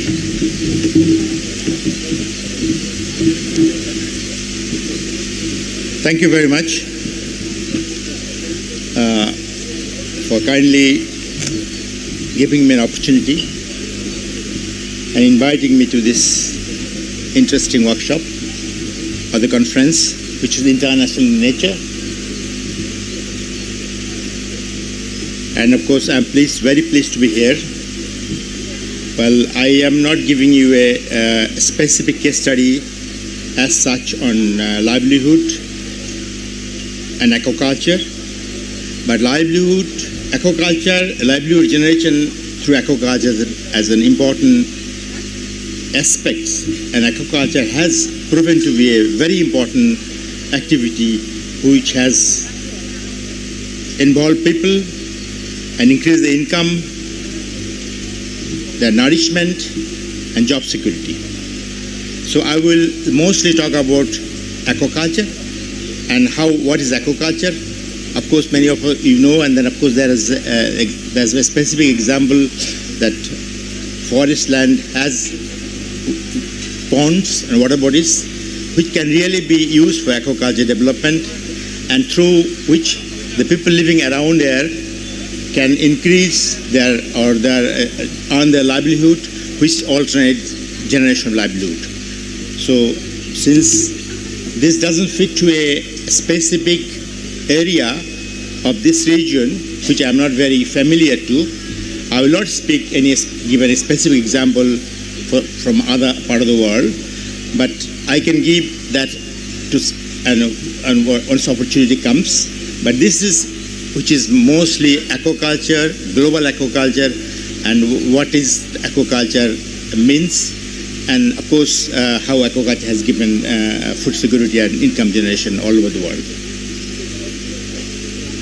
So first of all, let me tell you that one of the very old Chinese proverb, which we have twisted a little bit to feed the aquaculture: give a man a fish and you feed him for a day. But when you teach a man how to grow fish, which is aquaculture, you feed him for life. So this is an overview of aquaculture, and since it started, I'm giving a bar diagram to show different aquaculture activities or production areas, and that is 1982, and this is 2020, and aquaculture was in 1982, it was only 20 million tons. Now it's over 120 million tons. So aquaculture has really increased, and to a record of 122.6 million tons in 2022, global aquaculture production. And of this, aquatic animals, which is fish or other related aquatic animals, which can include crustaceans, prawns, shrimps, or mollusks, which is 87.5 million tons, and aquatic plants, which is little over 35 million tons. And this is one of the flagship publication of Food and Agriculture Organization, which deals with world fisheries and aquaculture. This one, which gives an interesting example how aquaculture is developing. It is published in every 2 years. So aquaculture. aquaculture has been developing in different continents, which includes Africa, Americas, Asia, Europe, and Oceania. Asia is the region or continent which is the most, which is producing the largest aquaculture in the world, to include China. All the five largest producing countries in the world is in Asia, that to include China, India, and then Indonesia, Vietnam, Bangladesh. Sometimes Vietnam, sometimes Bangladesh is five, and then of course other countries. So the production over the last 20 years, Asia has produced 88% or increased 88%, whereas Africa is 463%, because Africa is basically a small aquaculture producing continent. So it has gone up. Then America is 2007 and Europe is 59. African catfish industry in Vietnam is more than aquaculture production in Europe.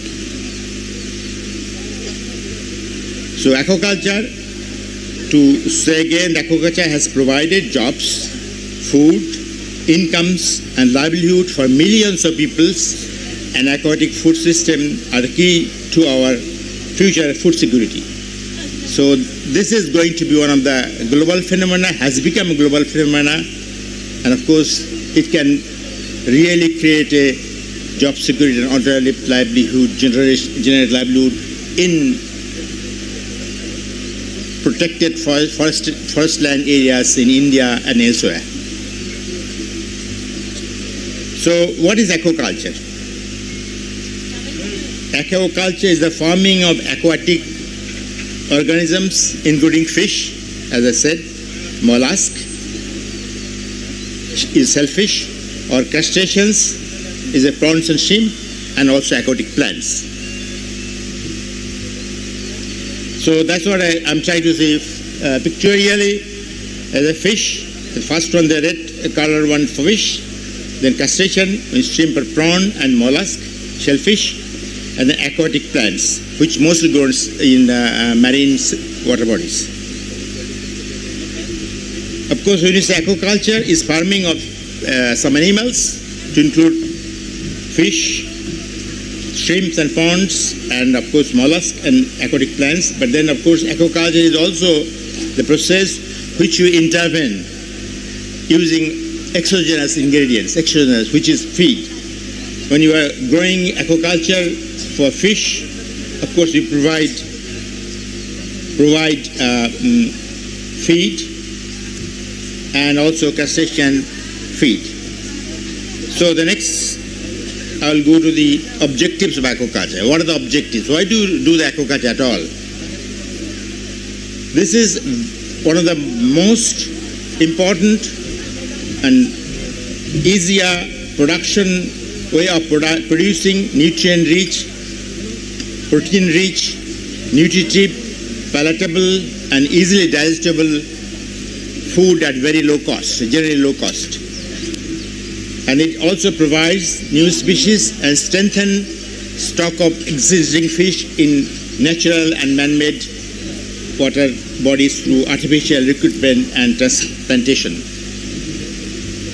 Then also is a way you use or recycle the organic waste, which is of human and plant origin, which is the most important way.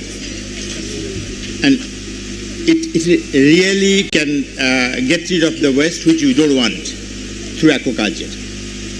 Then of course it has a land aquatics resource utilization. It can really use and utilize the land and aquatic resource, which can sometimes be very menace. But then of course when you do the aquaculture, it has got a maximum resource allocation to aquaculture and its optimal utilization. It can optimally utilize the water bodies. It can also increase the standard of living of the people by increasing profitability, and it creates production surplus if needed export within the country or export outside the country. And it provides means of sustenance and earning livelihood and monetary benefit through commercial aquaculture. It does provide monetary benefit through commercial aquaculture. Subsistence aquaculture no longer exists in the world now. Everything is commercial. People just produce fish, not to eat, but to sell. So I'm going to give a little bit of aquaculture system. I'm talking about system, which has got a different system, which includes extensive, semi-intensive, intensive based aquaculture system.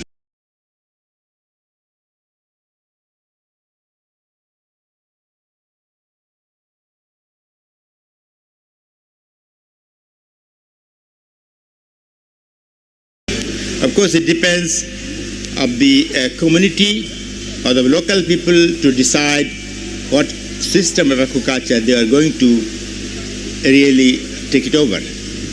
So when you talk about extensive, there are three pyramids. One is of exogenous feed, which is feed from outside. People provide feed to the water body for fish to eat. And then of course there is a ponds or natural or pond food organism which are produced in the water bodies. And then of course there is a stocking density, number of fish to be stocked. So when you are having extensive, that means it has got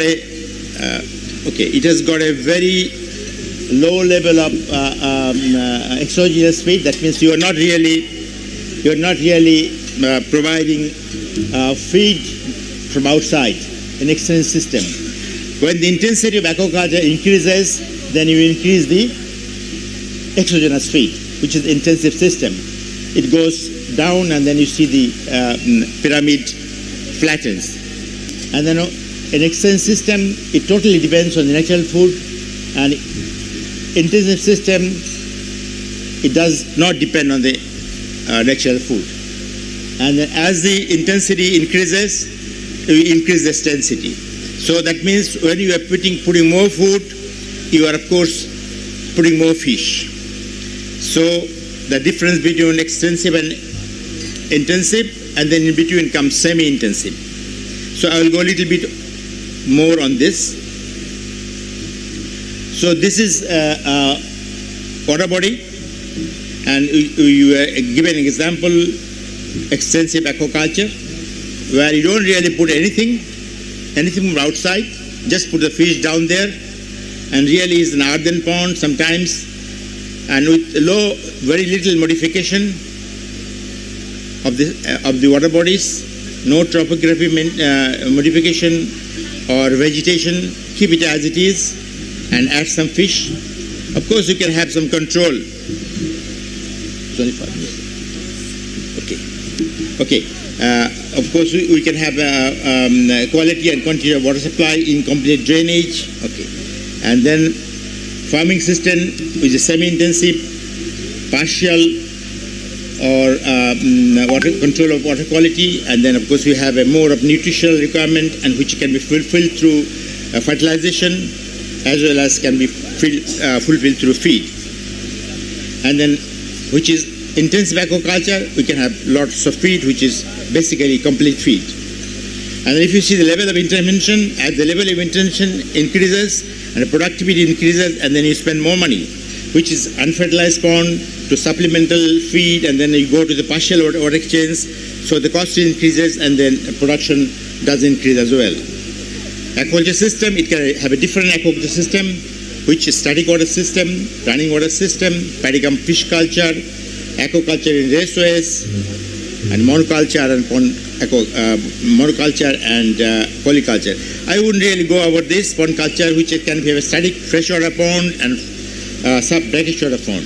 Then you can have a culture in rice fields, which is common, but nowadays is going to be decreased or has been decreased because of high amount of pesticides being used, or which is very toxic, sometimes toxic to the fish. And of course, we can have a fish culture with livestock rearing, which specific example is a duck. Duck come fish culture. And monoculture is basically fish of single species aquaculture, in a major tilapia aquaculture, rainbow trout, channel catfish, and of course polyculture. So, which is basically more than one species. So that's all we have to say. I have tried to cover basically what is aquaculture and how it can contribute globally the livelihood and income generation. Thank you for passionate hearings. I didn't know that I've spent so much time. Thank you. Thank you, sir, and very sorry for rushing you through. And thank you for enlightening us with the various aspects of aquaculture. So next we have with us Dr. Sunil Kaulji. Dr. Sunil Kaul, he's a development advisor to the Honorable CEM BTC, and he is a very well-known name and a very familiar name in the development sector in the entire Northeast India. So we're very happy to have him with us. Sunil Kaulji, yes, over to you.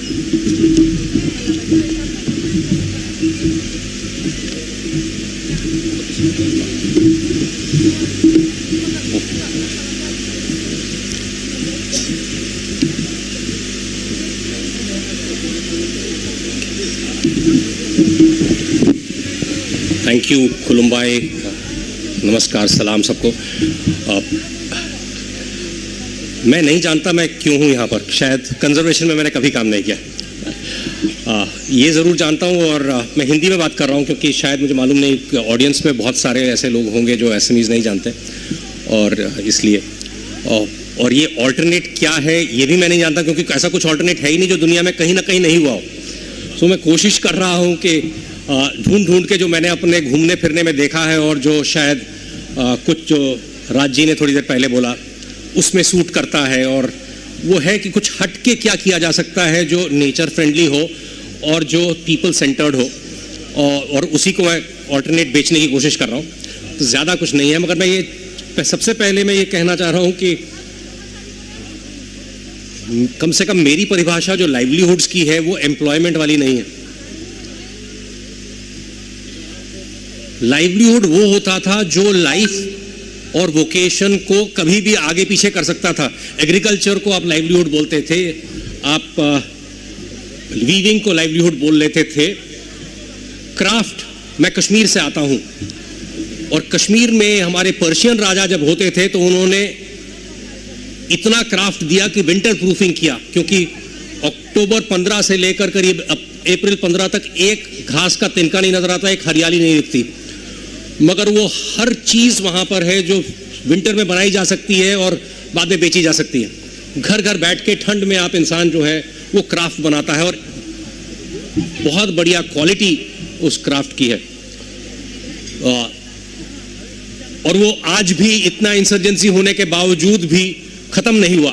सफर जरूर किया मगर खत्म नहीं हुआ, और ये उसका है तो सस्टेनेबिलिटी में उसका नाम का मतलब उसके बराबरी कहीं है नहीं। शायद पर्शिया में होती होगी और शायद यहाँ है, बट मैंने कुछ फोटोज वगैरह देखे, इतना घुमा नहीं हूँ विदेश में, मगर मोरक्को, इजिप्ट वगैरह के जब टूरिज्म का देखता हूँ तो मुझे बहुत सुंदर लगता है कि craft tourism is part of it.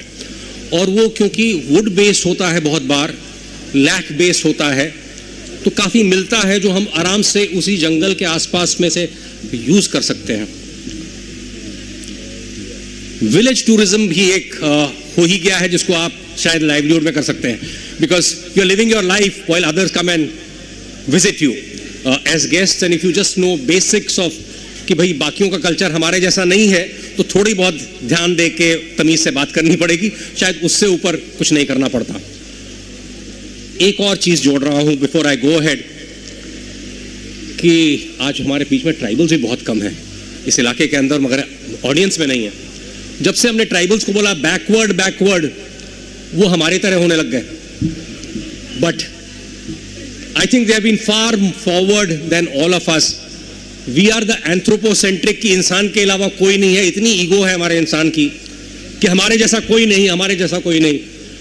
अरे सबसे छोटी सी बात, मैं एक संस्था के साथ काम करता था और उसका नाम चींटी है, एंट है, और हम यही कहते थे कि चाहे पक्षी हो, चाहे वो पुराना इंसान था, चाहे वो जानवर हो, उसके लिए कोई इंटरनेशनल बाउंड्री नहीं होती। रिसोर्सेज जब भी यहाँ खराब होते हैं तो उधर चला जाता है, उधर पे रिसोर्स खराब होते हैं तो यहाँ चला आता है। हम अक्लमंद इंसान ने अपने लिए वीसा और पासपोर्ट का सिस्टम बना लिया। तू वहां मर चलेगा, मैं यहाँ मरूं चलेगा, बट हम आपस में मिल नहीं सकते। और वही धीरे धीरे हमने उसको जानवर मैं वहां से ये कैवियट लेके चलना चाहता हूं। शायद इस वजह से ये जब तक एक मानसिकता को नहीं तोड़ेंगे कुछ भी करना संभव नहीं है, और वो मानसिकता को तोड़ देंगे तो सब कुछ संभव है। तो इस जो आज की बात हम कर रहे हैं वो यही है कि ये लाइवलीहुड कैसा हो जो फॉरेस्ट को डिस्ट्रॉय ना करे, उसको बल्कि कंजर्व करे, इतना ही है। और जैसा राज जी ने बोला कि कौन ट्राइबल नहीं जानता है जो चारों तरफ जंगल के रहता रहा है और जंगलों को बचाया हुआ है। और ऐसा लाइवलीहुड अगर हो जाए जो और ज्यादा सस्टेन कर सके, दुनिया को सस्टेन कर सके, तो बहुत ही मुझे बहुत दुख है। और आपने बहुत अच्छा उठा दिया सुप्रतिम जी की प्लास्टिक। मैंने चीफ को ऑलरेडी बता दिया कि कम से कम अगली बार ये ना हो, इसको हमें सुनिश्चित करना पड़ेगा। हमने ग्रीन पॉलिसी बनाई है, वहाँ हमने यहाँ तक आगे प्लान किया है। राजदीप कहाँ है मुझे मालूम नहीं, दिख नहीं रहा। राजदीप है। प्लान ये भी है कि अगले 3 साल बाद यहाँ हम अंकल चिप्स भी किसी प्लास्टिक में नहीं बेचने देंगे। हमारे यहाँ अपनी फैक्ट्रियाँ बनेंगी जो बायोडिग्रेडेबल चीज़ों की बनेगी। मेरी आशा है कि हमारी बात जो हमने पॉलिसी में डाली आगे हमारे ब्यूरोक्रेट्स इसको ले जाए, और हम कोशिश यही करेंगे कि यहाँ जो हो वो हमें ग्रीन बोडोलैंड बना के दिखाएंगे लोगों को। ये संभव है, हमें लगता है। ये सिर्फ जब तक बाकी चीज़ें बैन नहीं होंगी तब तक ये होगा नहीं, और जब तक अगर हम लोग संकल्प रखते हैं तो हो सकेगा। मुझे लगता है लॉन्ग टर्म हो। जब मैंने कश्मीर की बात की वो एक रियली लॉन्ग टर्म है, मगर मुझे मालूम नहीं है लॉन्ग टर्म सस्टेनेबिलिटी आती है तो मेरे ख्याल से हुक्मरान बहुत डर जाते हैं, बिकॉज फिर कोई सुनता नहीं है। जब आप किसी बड़ी कंपनी के एम्प्लॉय बन के होते हैं तो आसानी से एक जने को कंट्रोल किया तो सबके सब कंट्रोल हो जाते हैं। तो वो मुझे मालूम नहीं है, बट हमारी कोशिश रहेगी जब तक ये लीडरशिप हमारी ऐसी है जो चाहती है कि ग्रास रूट्स डेवलपमेंट हो, हम कोशिश करेंगे कि ये रास्ता तय होने में इतनी मुश्किल ना हो। मैंने 2-3 अच्छे मॉडल देखे हैं जहां लोग गांव के जो हमारे ट्राइबल्स हैं जो फॉरेस्ट के अंदर ही रह रहे हैं और या रह रहे थे, और उन्होंने कंजर्वेशन को बरकरार रखा।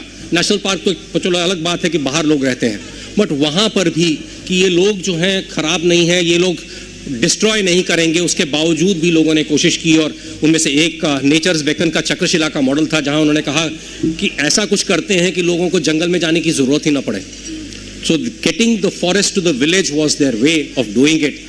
और हालांकि उन्होंने कई चीज़ें ऐसी की थी कि भाई लकड़ी है, फलाना है, उनके अगर फार्मस्टेड के अंदर हो जाए तो कोई दिक्कत ही नहीं पड़ेगी, ये करके शुरू किया था। मगर थोड़ी देरों के अंदर 4-5 साल के अंदर उनको मालूम चला कि जो झरने बंद हो गए थे वो सारे चलने लग गए, जहां वेल्स नहीं चल रहे थे वो भी बनने लग गए, वेल्स के अंदर पानी आने लग गया।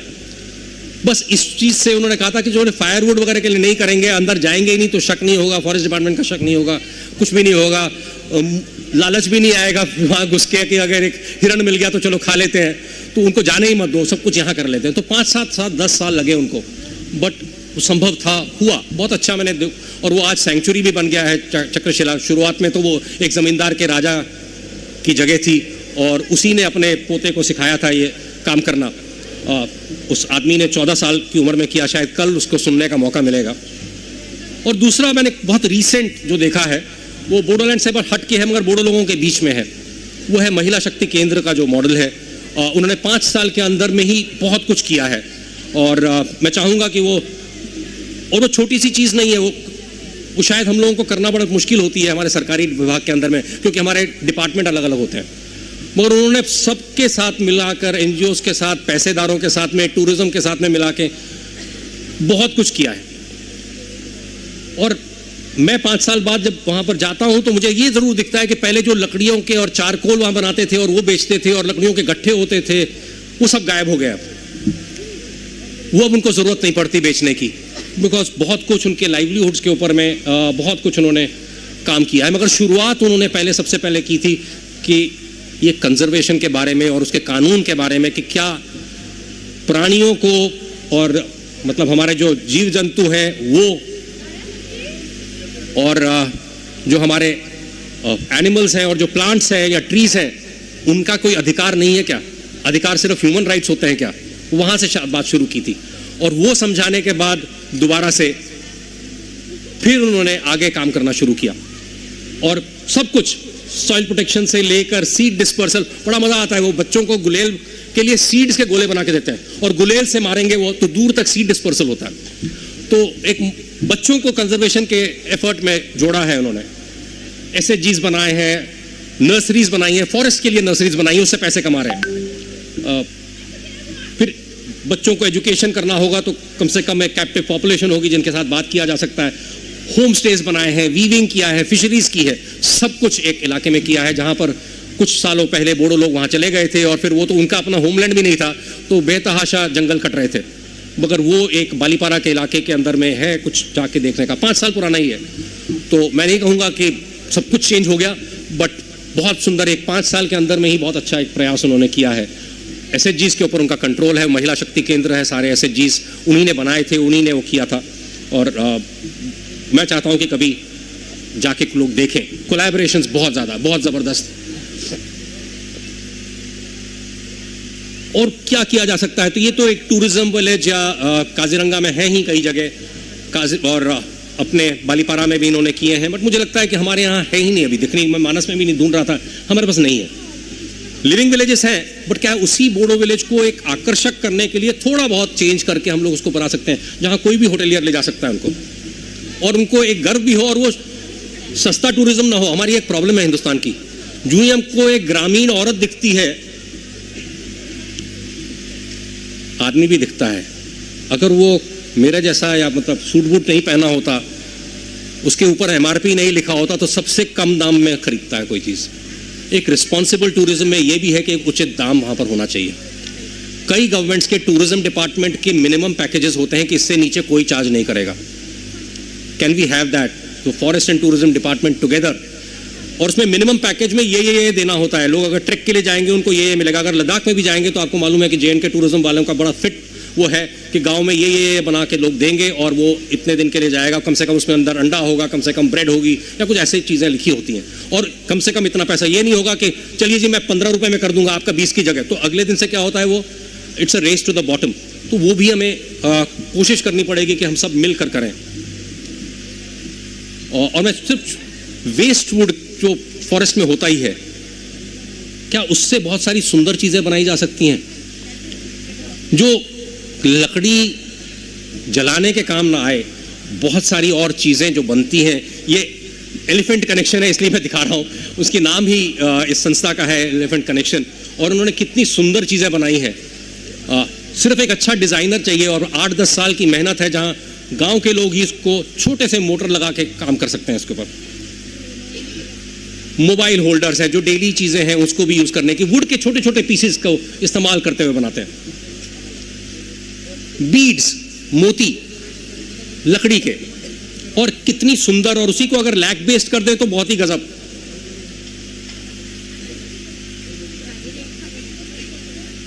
ये जो मैं बीच का हार दिखा रहा हूं, ये करीब 17,000 रुपए का है, 17,000 रुपए का शेल्लैक है। कश्मीर में जब सबको पेपर मैशे में शेल्लैक यूज किया है, लैक यूज किया है, तो हम क्यों नहीं कर सकते? अगर ये हमारे पास नहीं था, 5 साल लगेंगे डेवलप होने में, बट हो सकता है। अगर हमें ये लगता है कि हमें मानस बचाना है और उनको भी लगता है मानस उपाय नहीं है, तो कुछ साल के लिए एक कंसर्टेड एफर्ट करने से मुझे लगता है सब कुछ हो जाएगा। मैं काफ़ी सालों से, मैं 20 साल से यहीं रहता हूँ, गांव के अंदर में रहता था, और मुझे मालूम है कि कम से कम हमारे ट्राइबल लोग जितने भी हैं, उनकी ज़रूरतें बहुत ज़्यादा नहीं हैं और बहुत आसानी से समझ लेते हैं, सुन लेते हैं और बहुत अच्छे से काम करते हैं। तो कोई ट्रेनिंग एक बार दे दी जाए, समझा दिया जाए, तो बहुत सुंदर काम करते हैं। ये देखिए, ये भी वुडन बीड्स के बने हुए हैं, local colour, absolutely natural colours में डाइड है, और बीड्स ये एक ये जो बीच का है, यही कम से कम 5-6 हज़ार रुपये का बिकता है। एक डिज़ाइनर चाहिए और थोड़े दिनों के अंदर वो बेयरफुट डिज़ाइनर कोर्सेज होते हैं और औरतें अपने आप बनाना शुरू कर देती है। 10 साल बाद वो डिज़ाइनर को भी छुट्टी कर देंगे, वो वहाँ से व्हाट्सएप से भी नए डिज़ाइन भेज सकते हैं, क्योंकि कई बार मार्केट को समझ में नहीं आती। यहाँ का इंसान को मालूम नहीं कि दिल्ली में क्या चाहिए या लंदन में क्या चाहिए, मगर अगर हम वो लंदन तक बेचने की कोशिश कर सकते हैं, तो जब तक पाउंड का कीमत और डॉलर की कीमत सबसे ज़्यादा है, हमें दाम अच्छे मिल सकते हैं। Because if you want to just lift people out of poverty, बड़ा चांस कम होता है कि कभी कभी तो वापस गिर जाते हैं। If you can lift them to middle class at least, तब बात बन जाती है। And that's the challenge that we all as NGOs, development agencies, government development officials, we all have to contend. ये एक मजेदार चीज है, शायद कईयों ने देखी होगी आपको, हाथी चाप नाम है इसका, हैंडमेड पेपर है। हैंडमेड पेपर जानते हैं किस चीज का बना हुआ है? और ये राजस्थान में बनता है, हाथी चाप, हाथी के घू का। Very good. राइनो का है, एलिफेंट ओनली।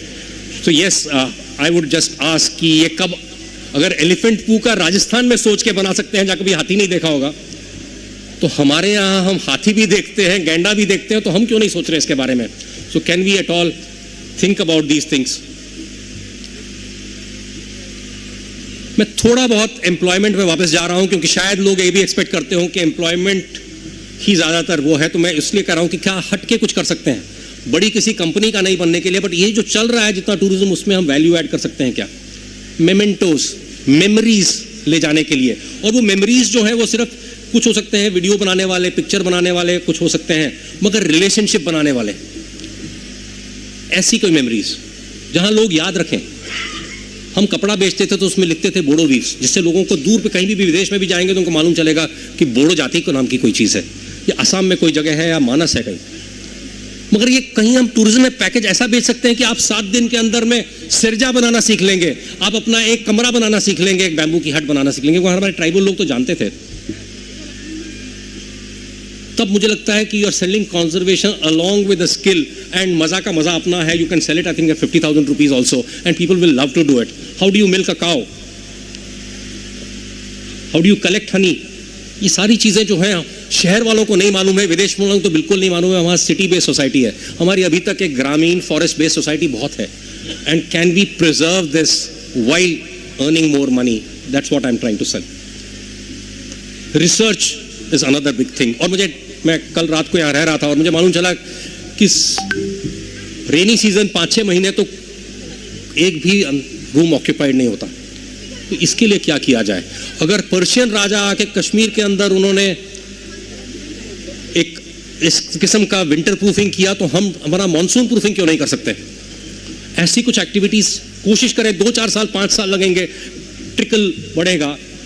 तो रिसर्च असिस्टेंट्स जो who understand importance of meticulous data collection, तो बाहर से हमें डेटा कलेक्शन में प्रॉब्लम आती है नॉर्थ ईस्ट के अंदर, कि लोगों को आता नहीं है कलेक्ट करना, मतलब कि क्या चाहिए समझ में नहीं आ रही है। वाइल्ड लाइफ फोटोग्राफ असिस्टेंट्स, गिने चुने वाइल्ड लाइफ फोटोग्राफर आते हैं, पता नहीं कहाँ से वो बैठते हैं। अगर लोकली कोई खींचने लगेगा तो क्या दिक्कत है? Bird call recorders, I have seen those people.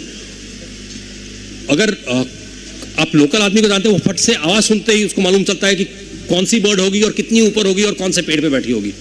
हम लोगों को तो एक आवाज सुनाई देती है एक तरफ। सो वो बोल रहा हूँ कि ये इस तरीके की जो टूरिज्म है उसमें थोड़ा सा वैल्यू ऐड कर सकते हैं। इजिप्ट के अंदर में आपको टूरिस्ट गाइड अलाउड नहीं है जब तक उसने इजिप्टोलॉजी पे 3 साल का कोर्स नहीं किया होगा।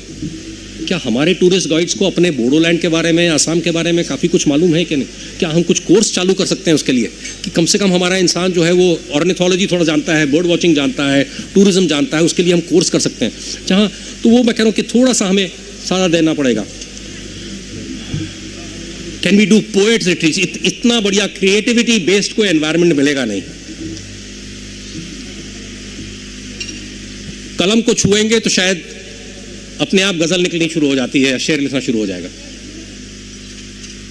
उसके तो विंटर भी नहीं, उसको तो समर भी नहीं चाहिए, वो भी नहीं चाहिए, कभी भी की जा सकती है। एक आधा बार किसी बढ़िया से राइटर को बुलाने से ही आवाज़ चलनी शुरू हो जाएगी, उसको इंस्टाग्राम वगैरह में डालना शुरू कर दीजिए, अगले साल से अपने आप ही राइटर यहाँ आएंगे।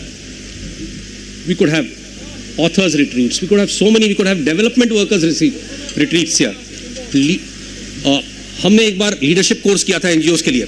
हम एक जंगल के अंदर ले गए और एक एक्टिविस्ट है, उन्होंने हम सबको अंदर ले गया और बोला देख लेना, आप वापस आना पड़ेगा, और वापस आने के लिए अपने अपनी जगह को बेशक कुछ अगर बांधना हो, कुछ करना हो तो अभी से कर लीजिए, बाद में गुम होने का चांस हो। हमें ये नहीं मालूम था कि ले तो गए थे एक साथ, आते टाइम 10-10 मिनट के वक्फे पे छोड़ा उसने, 10-10 मिनट के उस पे छोड़ा। कितने ही लोग गायब हो गए, गुम गए। उन्होंने अपने दूर दूर लोग रखे हुए थे सेफ्टी के लिए, बट वो 10 मिनट समझ में आया, हम ये लीडर तो बोलने के लायक ही नहीं है, हमें तो अपने आप को लीड करना नहीं आता। उसने इंस्ट्रक्शन दी थी, वो भी फॉलो करनी नहीं आई। एक हाथी की आवाज सुनी नहीं तो एकदम डर गए। और तो ऐसे कोर्सेज वगैरह जो हैं इस माहौल के अंदर बहुत बढ़िया से हो सकते हैं। और उसने जब सुबह और शाम जो हमको पूरा मीजोसीन और प्लियोसीन से लेकर पूरी अपनी इकोलॉजी में हिस्ट्री समझाई, तो समझ में आया सच में कि इस पूरी हिस्ट्री के अंदर हम गर्व करने लायक ही नहीं है। सबसे खतरनाक अगर कोई प्राणी है अपने आप के लिए और औरों के लिए, वो है इंसान। और हम अपना इतना अक्लमंद अपने आप को समझते हैं कि हम नेचर बचाने चले हैं। I am sorry all the nature conservationist, nature को हमें बचाने की जरूरत नहीं है, नेचर अपने आप को बचा लेगा शायद एट आवर कॉस्ट। तो टाइम आ गया है, मुझे नहीं लगता कि 30-50 साल से ऊपर इसी तरीके से चलते रहे तो दुनिया बचेगी या इंसान बचेगा। So let's start looking after ourselves, but अगर साथ में रिस्पेक्ट से बाकी जानवरों को, बाकी इंसानों को भी अगर हम देखना शुरू करें तो शायद हम लोग सफल रहेंगे। मैं इतना ही केवल कह रहा हूं कि एक लंबा 10-1 साल के लगेंगे, बट ये संभव है, इतना ही मैं कहना चाह रहा हूं। Thank you so much. Thank you Sunil ji, आपने लाइवलीहुड के ऊपर बहुत पर्टिनेंट पॉइंट्स हैं और बहुत इंटरेस्टिंग आइडियाज़ भी दिया सबको। Thank you very much for that. Our next speaker is Dr. Pranjal Besborua from Aztec, Guwahati. Dr. Pranjal Besborua is currently working as a coordinator in the Environmental Division of Assam Science, Technology and Environment Council. He has worked in various NGOs on habitat research and conservation, and he is currently running a program on climate resilience in Manas and Kaziranga landscape. So we are very happy to have you here, Dr. Pranjal. Over to you. Good afternoon. I think most of the topics have been already covered. Still, I'm just sharing some slides.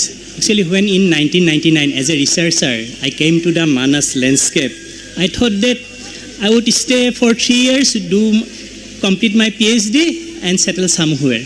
But I don't know why I am here, still continuing with Manas. My association is always, I think, to my death, I will associate it with Manas. So, we all know about the biodiversity in Manas. I'm not going to repeat it. But earlier that time, during the insurgency problem, there is so much problems here, so much anthropogenic pressures. But yes, that caused loss of the forest. We have so much rich type of forest from evergreen, semi-evergreen, mixed deciduous, tall grassland, short grasslands, but we have also encroachment of the land and the degraded forest. So if we go to the core area, the same thing, but then there is some conservation works and we have additions. So it's a good beginning. Yes, regarding grassland, I also work in grassland community and forest ecology also. We have 12 types of grassland assemblance. So I'm not going to detail. So, but in grassland, yesterday we have discussed about that, the problems of which. When I pointed out the problems of invasive species, Bombyx-Siba, Lea asiatica and Chromonoma odorata in 2001, no one listened to it. But we continue our awareness. And in 2005, we have some kind of awareness, but still, so we made some mapping of these species. But at that time, in a paper, I reported that the Chromonoma odorata will be the most fast spreading. Earlier, it was Lea and Bombyx-Siba. And now it happens, but we have to pay the heavy prices. Yesterday, I have showed the grassland restoration project. Per hectare 40-50,000. So if we can detect the disease in earlier stage, we have a better solutions, but we have to pay the price for the late. Anyway, so we have some models just to give some protection helps in the restoration of the grass in some grasslands area. Also, I understand the biomass sharing is not possible in the Tiger project area, But it has, if we collect the Bombyx that cotton, it also help to just to control the Bombyx. And also I have from the community I learned and I have seen that Bombyx and Lea asiatica, these are also consumed by the wild animal, particularly elephants. We had very significant results. So yes, regarding grassland burning, we have, I work in early, late, mid burning type, and I have seen that in Manas, mosaic type of burning is necessary. There should be a protocols, and still I think if you can work, we can modify the grassland and increase the grassland habitats. And regarding forest also, the diversity is very high, but we have, you can see it's a complex model. You can see the logging pressure in the right side, logging pressure, and then all it is due to the anthropogenic pressures. And we have also, I have done some habitat suitability study. Same thing happened. But when we have also in elephant court, the same happened. I'm not going to detail.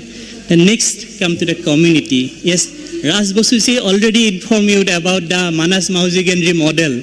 Yes, when the conservation movement started in 2003, and there is replications of in whole landscape, more than 10 NGOs involved, and they help to surrender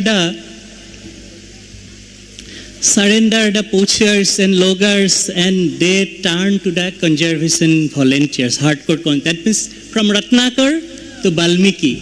This is the unique model that helped in the conservation processes in Manas, and the rhino translocation also started. So many organizations came, they worked together, and yes, I started my work with just 20 school bags for those volunteers, those ex-poachers.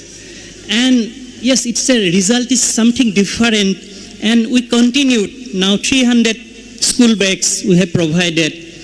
And of course, yes, rhino translocation, all about, you know. And in elephant area also, we have done some works with the community. We have also collaboration with Bhutan. So there is a program of Elephant on the Line with USA, Bhutan, and India program.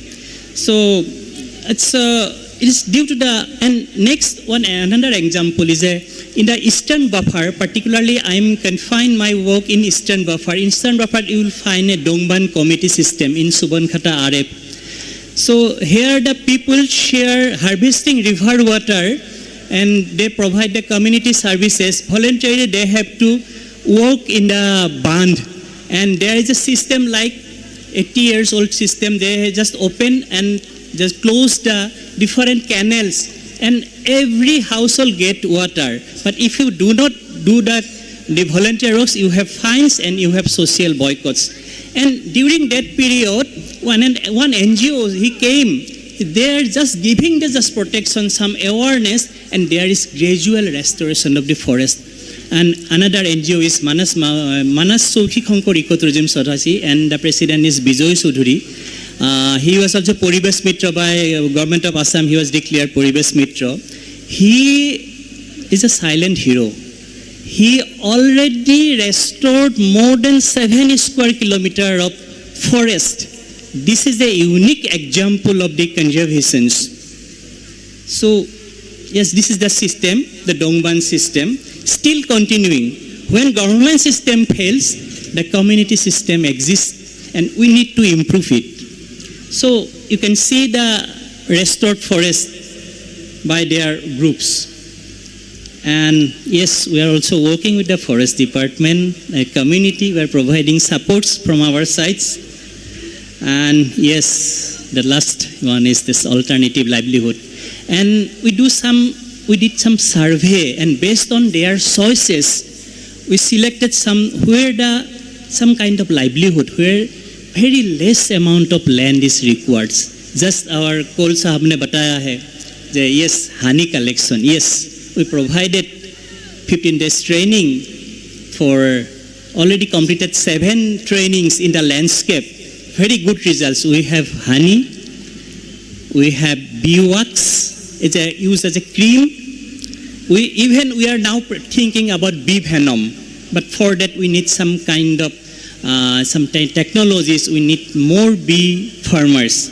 So we are hoping to work with the BTC government also. And the vermicompost at very low cost we can develop this, and people are working it, and it's a very nice beginning for us also. It's a learning procedure, and at zero budget we can start the vermicompost. So we have a handloom unit. Recently we developed one unit in Lakhi Bazar, that means Manas Mauziganji Ecotourism Society. Field directors are also attended our program. We have 45 days free training for, and earlier also we provided handloom to the Manas Agrarian Society, another group. So it's working. Piggery, earlier we worked with for piggery development, but due to swine fever, last 5-6 years we stopped. So ecotourism, yes, ecotourism has so much potential. Within just 4 days, we raised 1 lakh rupees of money, and Manas Mauziganji investment. That money goes to the community volunteers. During that time, there is some crisis. So this way it works.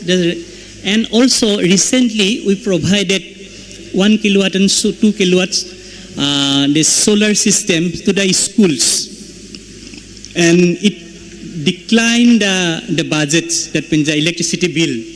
So we like to aid 4 or 5 schools in the landscape, and it helps the overall biodiversity conservations. But we need lots of work to do. Thank you.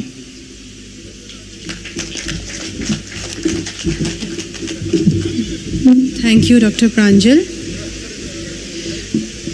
We have come almost to the end. I also had prepared a presentation actually for the audience, and I'd like to make that small presentation. I'll not take much time. How to start this?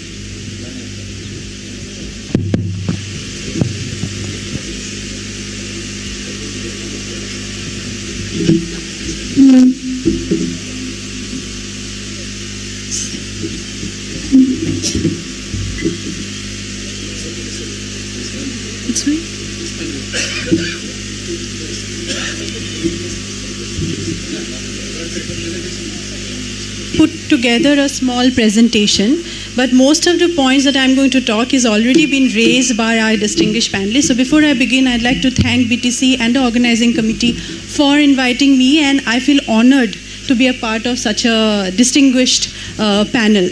So today I'm going to talk about ecotourism, but when we talk about ecotourism, which we have been talking since last 30 years or so, certain questions come to my mind. मैं हिंदी में बोलूँगी, मैं हिंदी में कोशिश करती हूँ.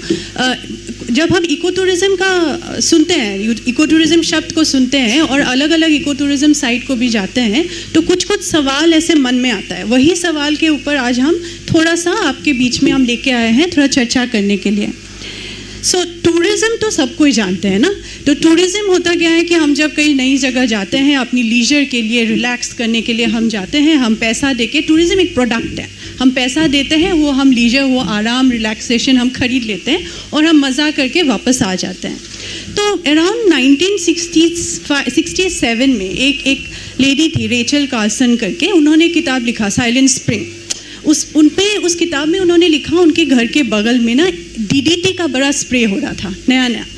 और जब DDT का स्प्रे हो रहा था, उन्होंने देखा उनके बगीचे में जो बटरफ्लाइज हैं और बीज हैं, जो मधुमक्खियां हैं, वो कम होने लगी. तो उनको बड़ा ये चिंता का विषय उन्होंने सोचा और उन्होंने ये किताब लिखा. उससे काफ़ी मतलब चर्चा आगे बढ़ती गई, लोग एनवायरनमेंट, पर्यावरण बचाने के बारे में बात करते गए. उसके बाद एक कॉन्सेप्ट आया सस्टेनेबल डेवलपमेंट की. ठीक है, हम एनवायरनमेंट तो बचाएंगे लेकिन विकास भी ज़रूरत है. अब विकास जब लेके आएंगे तो विकास इस तरीके से हो कि पर्यावरण को हम नष्ट ना करें, पर्यावरण कल के लिए, पर्यावरण बचे लेकिन विकास हो. तो इस कॉन्सेप्ट को सस्टेनेबल डेवलपमेंट बोलने लगे और उसी से फिर सस्टेनेबल टूरिज्म का भी बात आया, क्योंकि टूरिज्म से भी लोग देख रहे थे कि पर्यावरण कहीं ना कहीं इफेक्ट तो हो रहा था. अब उसके बाद उसी कॉन्सेप्ट को आगे बढ़ते हुए इको टूरिज्म का कॉन्सेप्ट आया। तो इको टूरिज्म का ये अलग अलग डेफिनेशन है, तो मैंने लाल करके रखा है जो मेन वर्ड्स हैं। रिस्पॉन्सिबल ट्रैवल, जो मतलब दायित्व ज्ञान से आप ट्रैवल करें, जिससे पर्यावरण की रक्षा भी हो और लोगों का भी भला हो, ये इको टूरिज्म का इन्होंने कॉन्सेप्ट दिया। तो ये स्लाइड मैंने बनाया है टूरिज्म को समझाते हुए। तो लोग आते हैं गाड़ी से, सुंदर सा फॉरेस्ट है, हम लोग घूमने जाते हैं और हम खा पी के, यहाँ पे कैफेटेरिया है, होटल है, रेस्टोरेंट है, हम खा पी के रह के हम वापस आ जाते हैं। तो जो इनके मालिक लोग हैं रेस्टोरेंट होटल्स के, उनको पैसा मिलता है और हमें कोई लेना देना नहीं है, हम यहाँ वहाँ कचरा करके हम आ जाते हैं। वो एक टूरिज्म का मॉडल हो गया। फिर आया इको टूरिज्म। फिर हमें देखा कि चलो हम गाड़ी वाड़ी लेके नहीं आते भी हैं, तो हम जब जंगल के अंदर जाएंगे हम गाड़ी वाड़ी लेके नहीं जाएंगे, हम आराम से जाएंगे, हम रिस्पेक्ट करेंगे नेचर को। और इको टूरिज्म के अंदर ही अलग अलग चीज़ें भी प्रमोट करने लगे, जैसे होम स्टे। होम स्टे बहुत पॉपुलर कॉन्सेप्ट हो रहा है, एंड होम स्टेज, लेकिन ये प्राइवेट होम स्टेज हैं। जैसे अलग अलग घर में, जैसे मेरा एक घर है, मैंने इसको होम स्टे की तरह इसको एज अ प्रोडक्ट मैंने मार्केट किया। तो कोई टूरिस्ट आएगा तो मेरे पास आएगा, मेरे घर में रहेंगे, मुझे पैसा देंगे, लेकिन हाँ मेरे घर पे ही रहेंगे वो और मेरा कल्चर को एक्सपीरियंस करेंगे। तो उस कॉन्सेप्ट से होम स्टे भी पॉपुलर होने लगा। ठीक है, इकोलॉजी है, पर्यावरण है, टूरिज्म भी चल रहा है और होम स्टे वालों को पैसा भी मिल रहा है, पार्क वालों को भी पैसा मिल रहा है, तो ये चल रहा है। बट इको टूरिज्म और टूरिज्म के बीच में ना बहुत एक हल्का सा लकीर है। सो इको टूरिज्म, जैसे ये एक दिरांग करके आप लोग जानते ही होंगे, दिरांग है अरुणाचल प्रदेश में, वहाँ पे इको टूरिज्म बहुत ज़ोर शोर से चल रहा है। वहाँ पे गवर्नमेंट से भी काफ़ी सब्सिडाइज लोन्स दे रहे हैं। तो ये जो लेफ्ट साइड में है ना खाजे होम स्टे, ये थेम्बांग है, एक आपका वेस्ट कामेंग में एक गाँव है अराउंड 64 हाउस होल्ड्स का। वहाँ पे ये घर हैं, ये होम स्टे हैं। ठीक है, ये लोग अपने फैमिली वहाँ रहती है, आपको बुला के आप जाएंगे तो वहीं पे रहेंगे, वो जो खाते हैं वही खाएंगे, बट एक्स्ट्रा कुछ शोषा नहीं है। और वो लोग एक फॉरेस्ट को कंजर्व करते हैं और उसी फॉरेस्ट में आपको ट्रैकिंग पे भी लेके जाएंगे, सब कुछ लेके जाएंगे। तो ये हो गया होम स्टे। अब उसी होम स्टे को देखिए कि होम स्टे को इतना प्रमोट करने लगे, देखिए किस तरीके का होम स्टे आने लग गया है। वो JL होम स्टे, ये तो एकदम कॉन्क्रीट स्ट्रक्चर बना दिया। फिर ये खरजाब होम स्टे, ये जो फोटोज़ है ना इन्हें booking.com से लिया है। तो ये सब फोटोज़ हैं, है ना। आप अगर जाएंगे दिरांग में तो आपको दिखेगा अचानक से इतना, मतलब जो खूबसूरत सा दिरांग नदी है उसके आसपास में इतने सारे सो कॉल कॉन्क्रीट स्ट्रक्चर्स आ गए हैं ना। तो होम स्टे का जो ओरिजिनल कॉन्सेप्ट था ना वो खत्म हो गया। तो इको टूरिज्म बन गया है। जैसे इको टूरिज्म में पैसा तो कमा रहे हैं, लेकिन हम इको को भूल गए। जैसे इको को मैंने स्ट्राइक कर दिया, इको को हम भूल गए इसमें। तो टूरिज्म और इको टूरिज्म में ये हो गया। फिर जैसे इसमें मतलब मैं अभी आना चाह रही थी, जैसे इको टूरिज्म में अभी यहाँ पे बहुत सारे इको टूरिज्म इंटरवेंशंस हो रहे हैं, होम स्टेज बहुत सारे हो रहे हैं।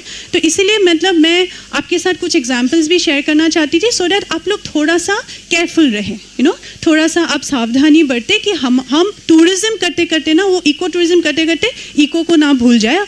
और हम इकोलॉजी, क्योंकि वो पर्यावरण की वजह से ही हम हैं आज। इतने सारे स्पीकर्स ने ऑलरेडी ये पॉइंट को बताया है, उसी को मैं आगे बढ़ाना चाहती हूँ।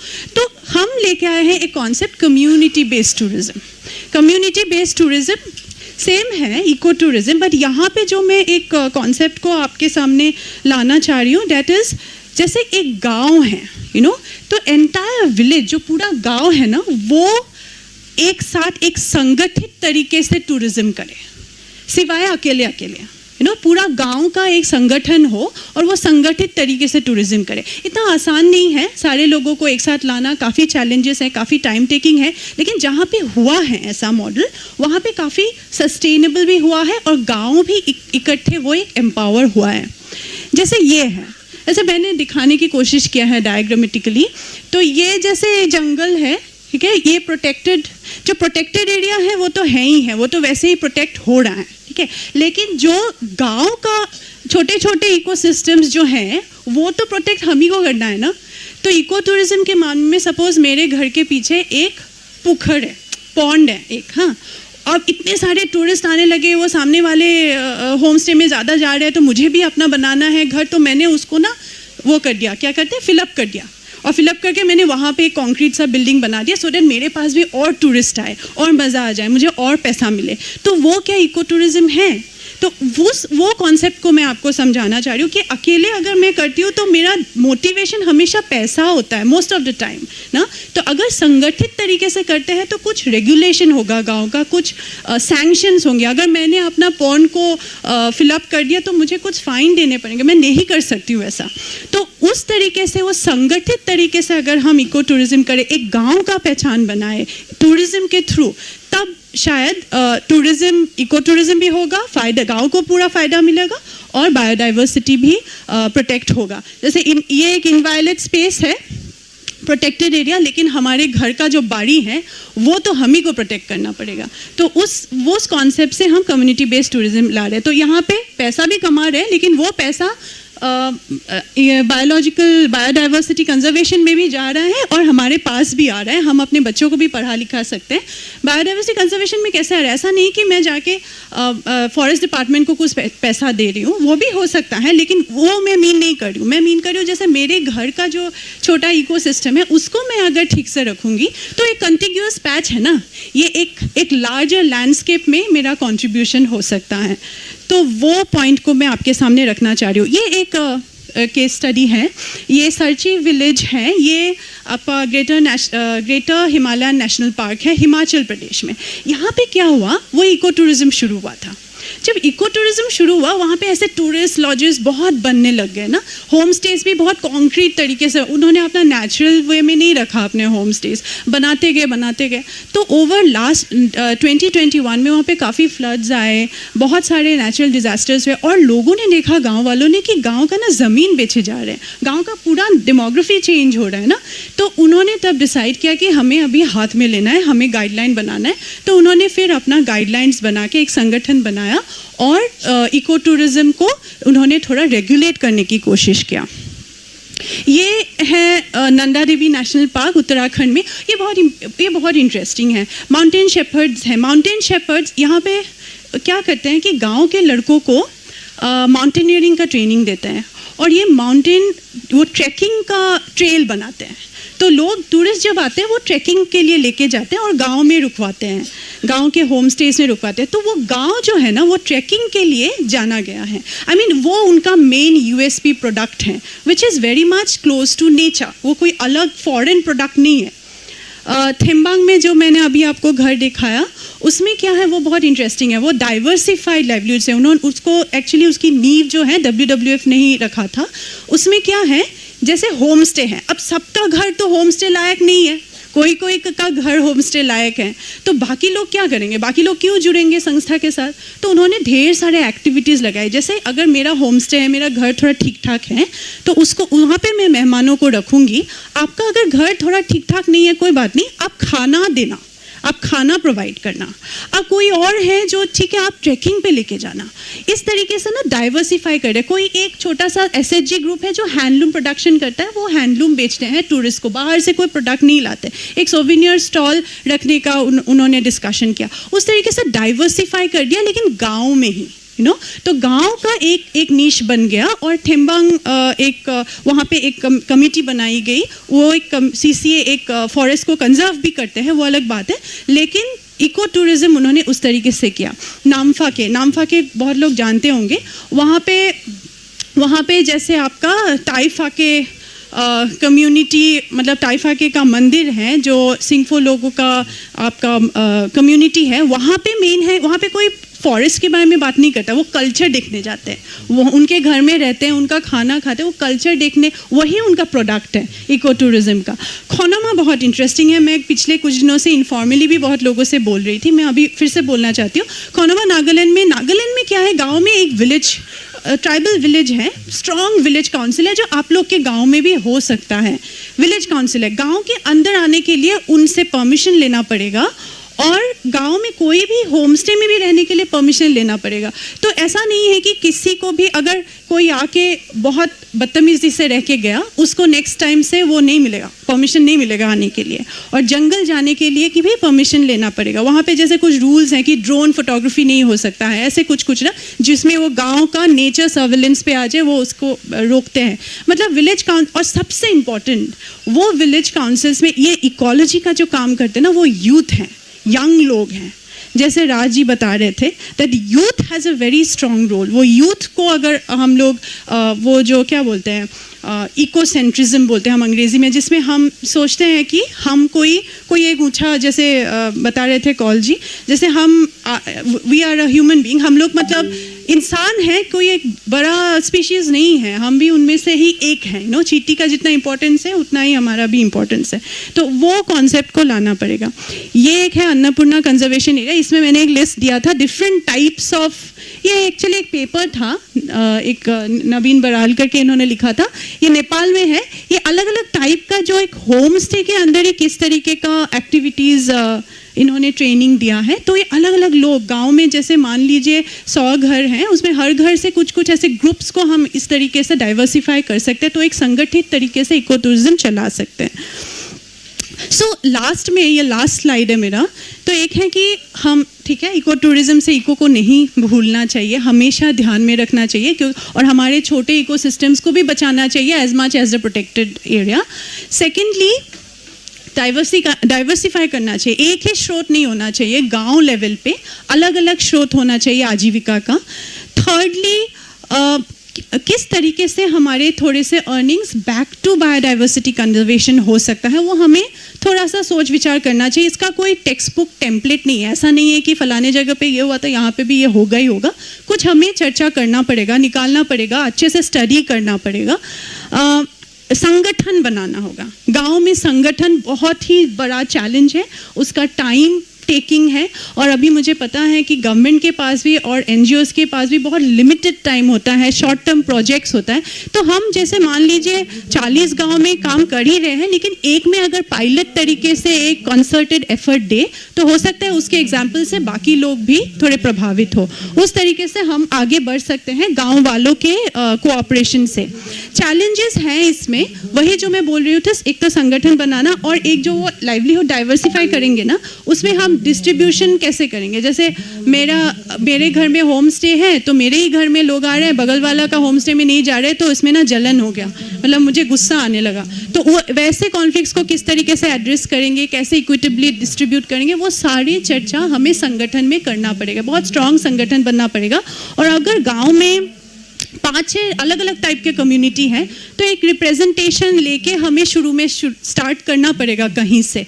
तो ये इस एरिया में मैंने काम नहीं किया है, तो इसीलिए लेकिन मुझे पता है कि अल्टीमेटली आप लोग जंगल के साथ रहे हो, और जंगल के साथ एक बहुत ही स्ट्रॉन्ग रिलेशनशिप है, तो वो तो ख़त्म नहीं होगा, उसी को हमें आगे बढ़ाना है बस।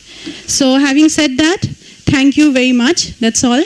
And with this, I open the house for discussion and question. आपके मन में अगर कोई सवाल है, हमारे किसी भी स्पीकर, 2 स्पीकर हमारे यहाँ पे बैठे हुए हैं, तो आपके किसी भी स्पीकर के लिए अगर आपका सवाल है तो आप काइंडली पूछ सकते हैं। Yes.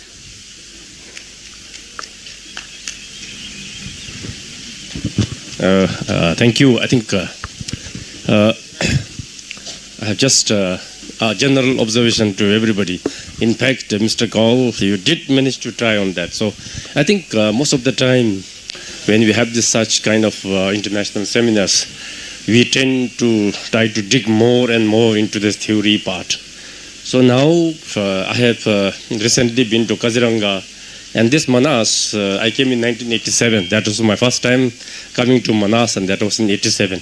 So many things have changed. Now today, basically, you are talking about livelihood. So I was expecting people will come with this pragmatic solution, practical solutions, what can be done. In fact, we cannot do in Bhutan, because we do not have the landscape that you have, like the grassland landscape, the plains. So finding a tiger would be a greatest difficulty.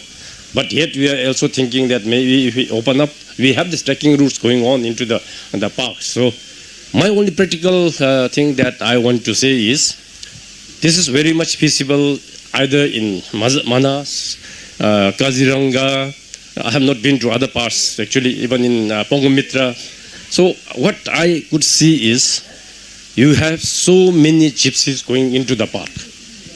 They are totally left to the passengers. Unless the driver knows to explain that. But I would feel that for a practical reason, today Mr. Krishnamurthy and myself, we went out. And last time I went to Kaziranga, the forester came to just only to say that, no, you cannot take this route, you cannot take this route, you go by this route.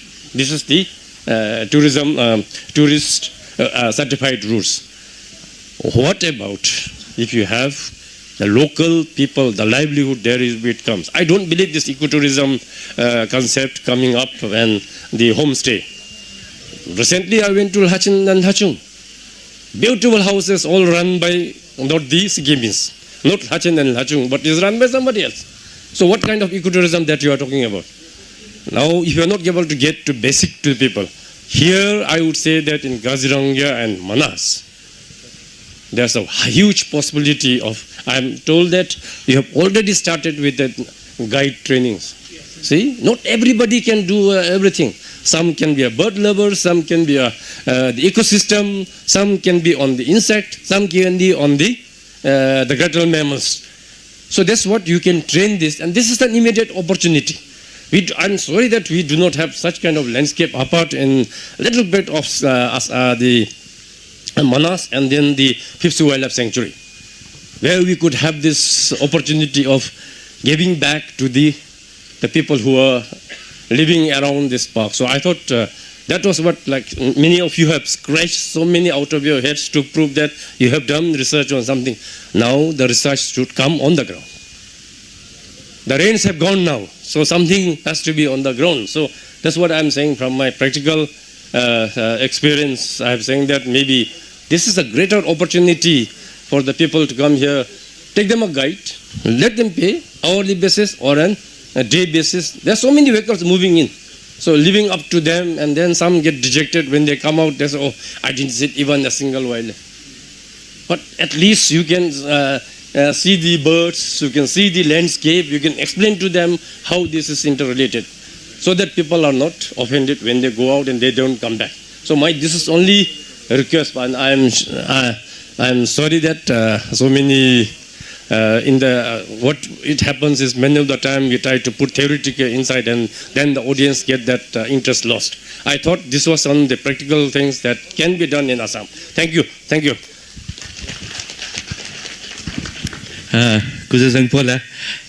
What has happened is you probably missed my session. We were talking on the practical classes. Just to update you, in Manas we have done the guide training and the naturalist course.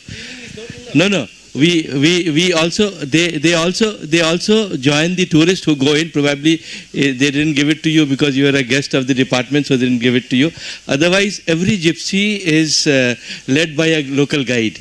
And both our drivers and guides are quite trained into the flora and fauna, both the basics. I wouldn't say they are species experts, but they have the basic knowledge. Even our local villagers who are class 12 pass and all. Yeah. No, they also join the gypsies and in the trips. Yes, they also. You also have available guides. We already have been talking about it. Yes, this is where we are going. Yes. Yes. Yes. I know.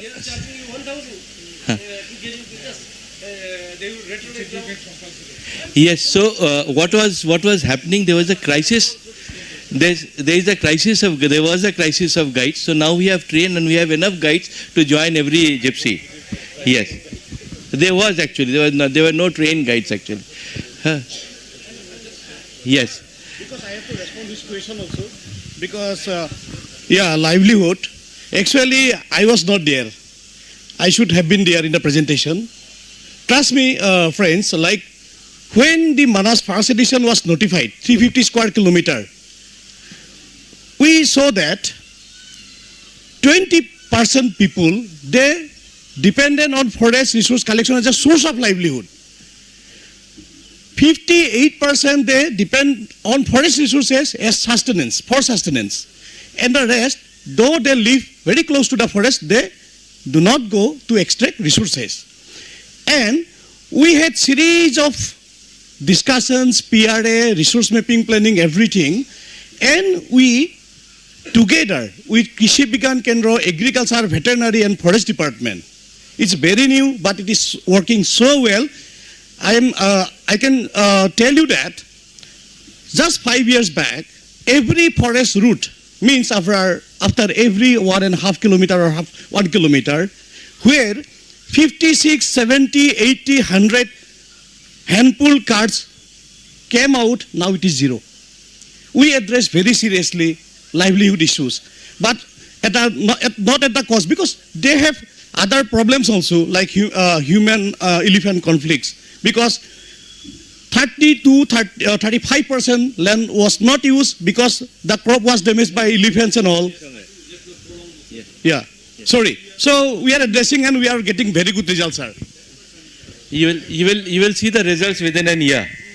Dasho, you will see the results within a year. It's in the process. I think I have certain observations basically. One is if you go to Kaziranga, I don't know why it is. If you go, there are some tourist guide like the Abidur Rahman, who has international publications on bird of Kaziranga, and it is known to that how it is happened. With Abidur, there are lots of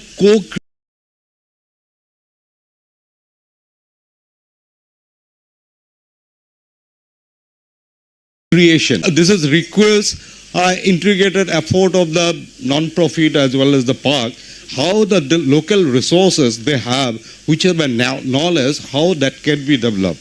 Another thing, in Kaziranga, in and around area, if you go, not only scientific perspective of the bird they share, they also share the local stories. That's local stories related to bird. Every bird has a story in Karvi which is narrated. And for the many strike, Bodo has different kind of stories. There are many Bodo folk stories and beliefs are there with different butterflies, even with the insect. Now question is that when we organize a training,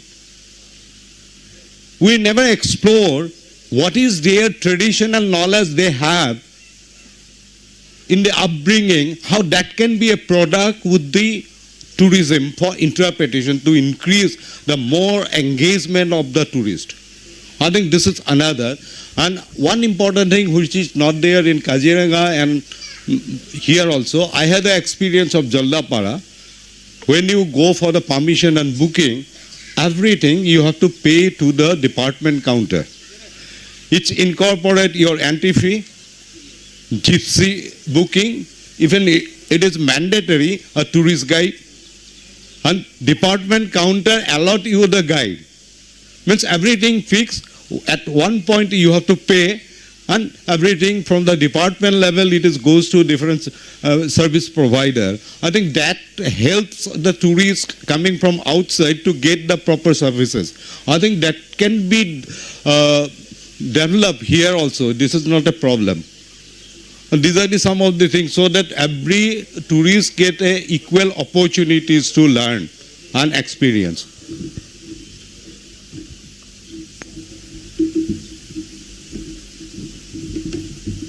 Any other question?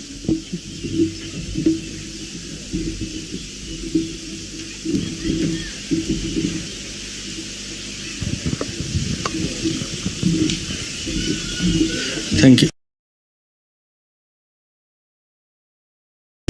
Thank you, everyone. Let me introduce myself. My name is Avinav Bora. I am the range officer here at Basbai Range of Manas Tiger Reserve. So it was a very fruitful discussion. I went through all the presentations by all the distinguished guests. So since we are talking about ecotourism or community-led development, so being at the front line of everything that we are discussing here, because everything that is going on in any technical session is very much theoretical, but we are at the front line of dealing with everything. So now I would like to use this platform to at least discuss one point. How our forest policies developed it was like a forest department thing. That is how it started during the Britishers, that it was the forest department. It was like a policing. Then the policy changed to a community-led development, engaging communities, engaging people into development, forest development process. But now is the point when we have to think post-community-led development. The community has participated, they have restored or protected the area or forest land or any endangered species or anything. But what after that? That is, we are like at the inception of that point, where we are at the front line facing it. We have established ecotourism to provide alternative livelihood to the people. But now this ecotourism, jeep safari, river rafting, elephant safari, is creating post-community involvement issues. I won't say it as a problem, challenges, but some issues that we need to address. Suppose jeep safari, we are having good source of alternative livelihood for the people. But now the same people would want to expand their jeep safaris into areas that are not meant for safaris. Like as we know that 20% is for 20% of the area, park area is reserved for any kind of ecotourism activity. So those challenges are coming day to day. That the jeep safari associations will be contacting me. Can we use this track for safari? Can we use this area for safaris? So these are those practical things that are coming. So there's no solution yet. We need to think about those issues now. This is the time that we need to think. And I would like, it would be great if we could brainstorm on these issues now, in the future conferences or in this similar platforms. So that is what I want to say. Thank you.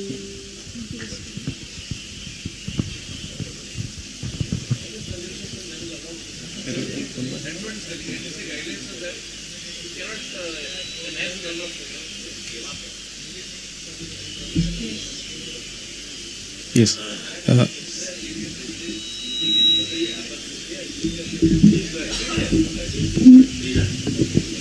Yeah. Yes. Good evening, everyone. Myself, Kankanjyoti Kaushik. I am working as a range forest officer in Raimana National Park. So what I have observed that, like Avinav mentioned, post-community participations, they are cropping up. And what I have observed that in ecotourism in protected areas, most of the ecotourisms are centered in the central ranges only. Some other ranges are not getting the notices that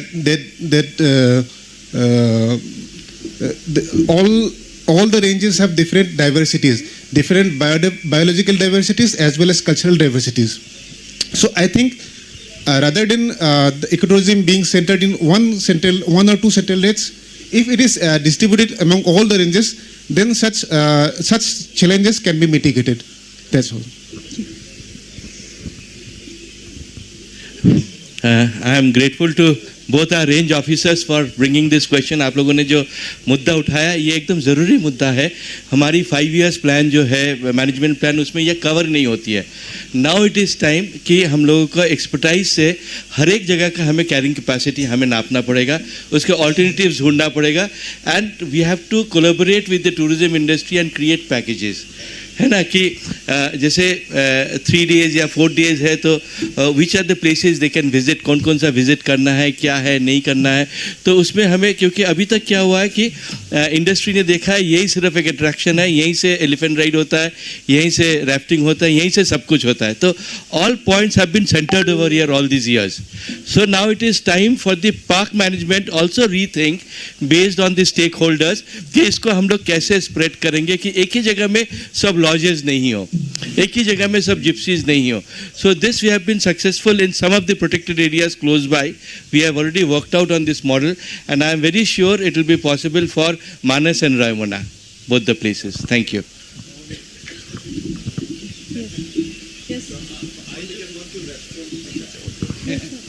Okay. I think some of the range officers, they raised the issue how to control the tourism in the core area and all. So I think most of you know me. I am Krishnamurthy, Field Director, Satpur Tiger Reserve from Madhya Pradesh. सो आप लोगों ने जो बोला है कि tourism को control कैसे करना, आपका टूरिज्म कोर में तो आपको एनटीसीए 20 मैक्सिमम 20% ही अलाउ करेगा, आपको डाइवर्सिफाई करना है।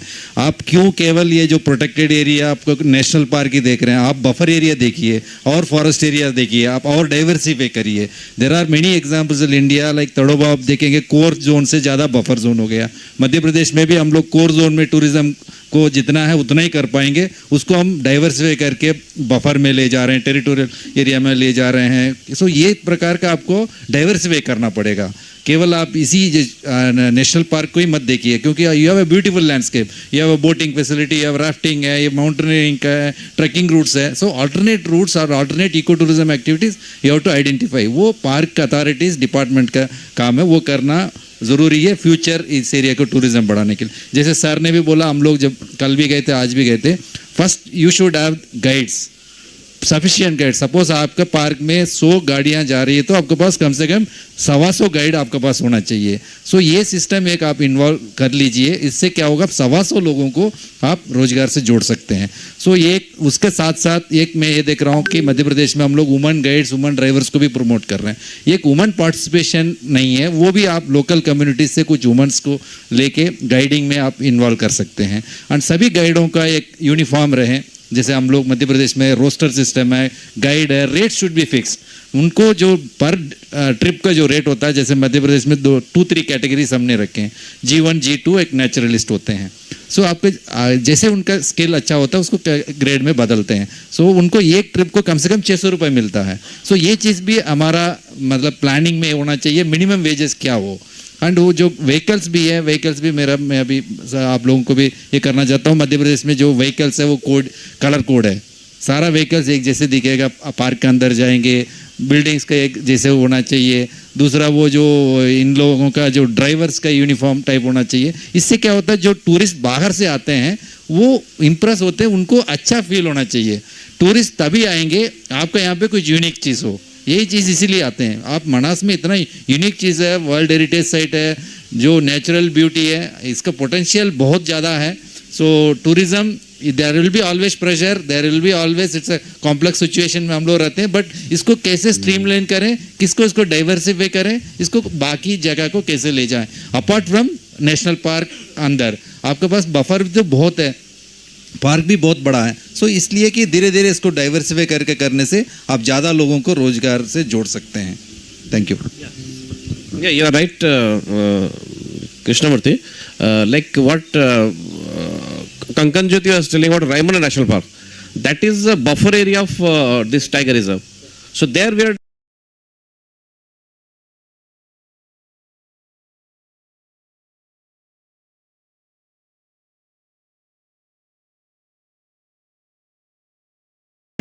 hence. But what about the day? That is actually core area. Yeah. Outside core area, we already started that thing in Manas also. But the thing is that, no, that's a very good session. What I'm saying is what Avinav is telling. There is a pressure to increase that. That is the actually conflict. That is the only conflict. Otherwise, we are ready to.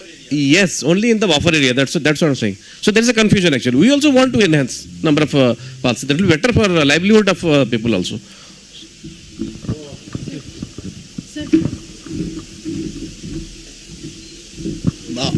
I just want to share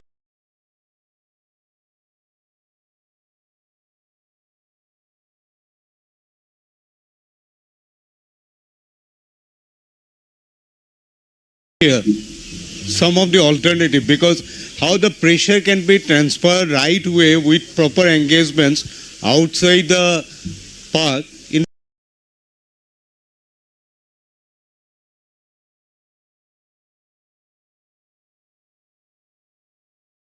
the buffer area.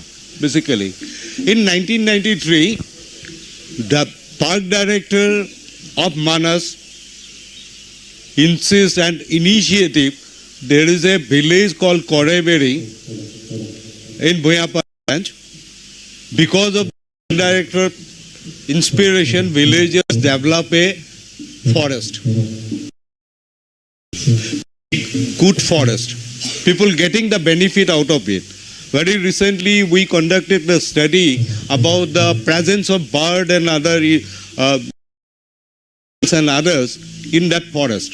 Basically, try to know what is the potential it is, how that can be used as a alternative for the tourists for learning. So this is one. And another thing, in 2022, I am belongs to actually member of a group called De-Schooling. It's a German foundation. Basically, they initiate. That program was in Basbari. We have a Northeast Interactions program where many 5 persons from Germany, 2 from the UK, and many people from the India, like some faculties of JNU and others are there. So in the program schedule, 5th June was there. So everyone proposed that we will celebrate this day. We want to go to some area where we can walk, interact with the villagers. So as a localite, I arrange it in Panbari. The village forest and the water, the spring set, they manage with the sacred group.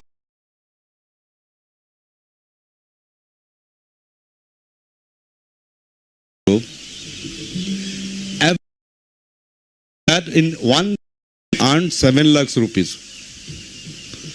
That money goes to the village institution. We create, there are lots of hurdle because the village institution do not have a bank account. So for that purpose, we have to take them to the bank account opening, then after 1.5 months, they get the money. But they get for the 1 day 7 lakhs Indian rupees. So this is the situations that the outside the park experience. It's important. The initiative, there is a program called Ingnam Kenkam in the Karbi Hills, which is a 7-hour trek. This is basically means the walking in the wood, where we never any kind of the food is natural, whatever available in area, and it is served in that way also. Apart from that, if visitors want to go for the evening, late evening too, there is an activity called flyer catcher observation over a river of Kohara. And observe the flyer catcher over the water bodies, and that was a magic. And per trip, on an average, I can share, it is run by a self-help group. Their now yearly turnover is actually 24 lakhs. I'm talking about turnover, not profit. And this group was, and this track was initiated in the post-COVID. All the members are actually work in the resorts and they lost their job from the same village. And they were organized and this has happened. So in the neighborhood of Manas, Raimana, wherever, I had a good experience walking through the Dong of Dumbajar, Oxiguri, and it's like a water walk. You can learn many things from the villagers about the water, its uses, and different living beings, their life in water. So all these can be a package for the tourist. I think we have to creates an outlook and explore, and that's the important thing.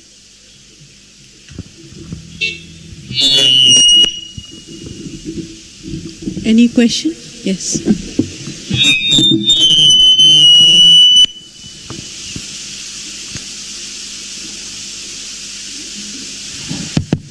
Yeah, my name is Anand Kumar. I work with the Nature Conservation Foundation.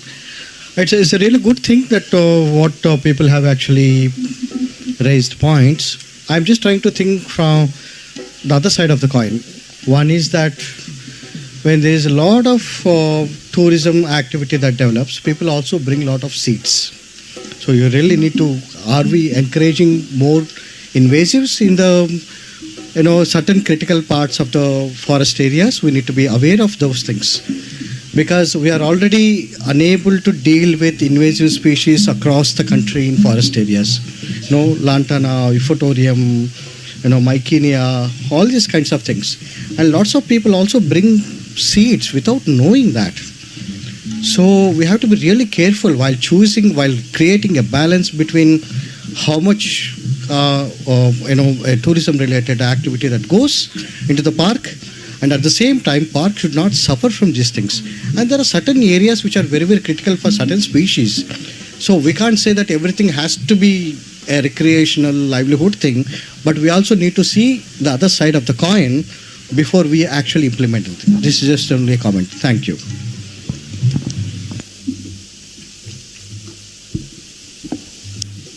Do you have any other comment or question? Anybody? Yes, sure.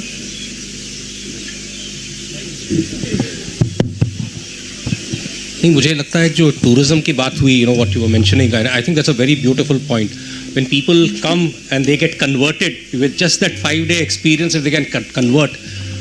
मुझे याद है कि मैं चंपारण गया था. चंपारण शायद बहुत लोगों ने सुना होगा, गांधी जी के नाम से बहुत फेमस है. और मैं चंपारण में जब गया था तो देखा आज भी हालत वैसी है, और आज भी पश्चिमी और पूर्वी चंपारण के बीच में करीब करीब 1 करोड़ की पॉपुलेशन है सिर्फ 2 जिलों के अंदर. और मैं जब गया और मैं देखी हालत तो बहुत ख़राब है, तो मैंने कहा यहाँ कुछ भी फ़र्क नहीं पड़ा इतने सालों से जो हमने पढ़ा गांधी जी के उसमें. तो मुझे एक वहाँ के डॉक्टर थे, उन्होंने बोला मुझे कि आप यहाँ के म्यूज़ियम में गए हैं क्या? तो मैंने कहा म्यूज़ियम में क्या देखना है? बोले गांधी म्यूज़ियम. तो मैंने कहा यार गांधी की मूर्ति सब जगह देखी है, तो यहाँ क्या देखूंगा मैं? तो बोले नहीं, गांधी जी की एक ही म्यूज़ियम में एक ही मूर्ति है जहाँ पर आपको गांधी जी आपको सूट बूट में मिलेंगे. मैंने कहा क्यों? तो बोले कि चंपारण वो जगह है जहाँ गांधी बदल जाते हैं, वो लुंगी वो वहाँ पर तहमत में जाते हैं, और मतलब चंपारण नहीं बदलता. मुझे लगता है कि हमारे जो टूरिज्म पैकेजेस वगैरह हैं उसके अंदर वो शिद्दत होनी चाहिए जिससे कि हम लोगों को कन्वर्ट कर सकें. वो पूरे जो हैं वो सिर्फ मानस लेके ना जाएं, वो एक लाइफस्टाइल वापस लेके जाएं. इतना ही कहना चाह रहा था. तो हिम्मत रखें. Thank you so much, sir. It's a very, very pertinent point. So, if we don't have any question, or yes, we have a. अच्छा बताइए. Mike.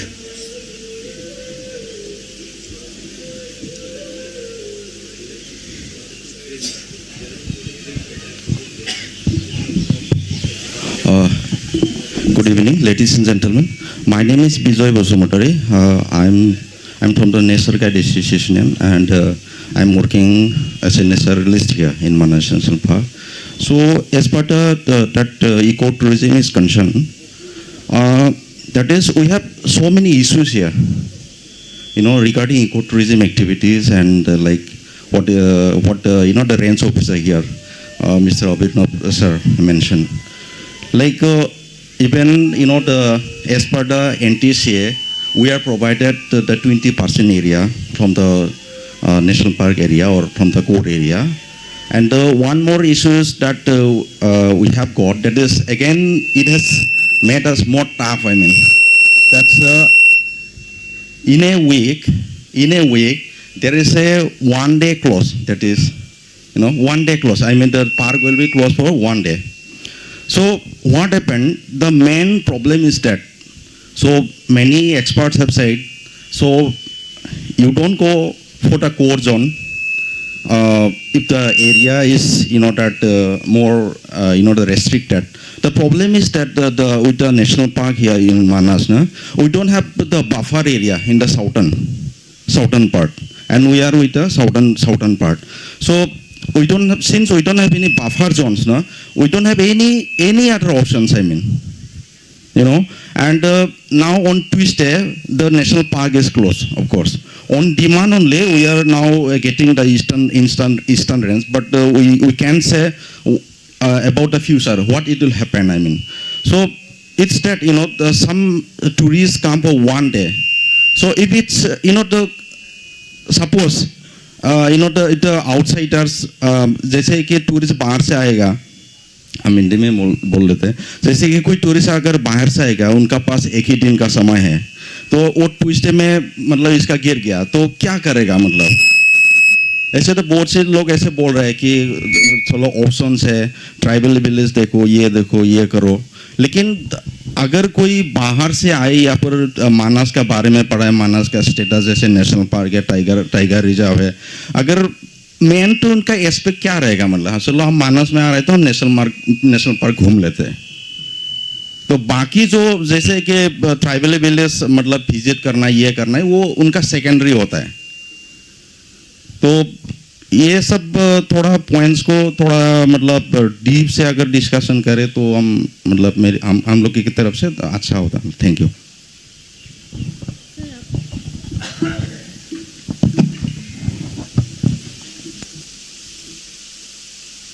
Actually, as per the NTCA guideline, that it is not in Manas and Kaziranga also, it is almost in all the tiger reserve, that the tourism is allowed only in 20% of the core area of the national park, plus a single day, means in a week, is to be closed for the tourism, because animal is to be not disturbed, their movement should not be disturbed at least for a day in a week.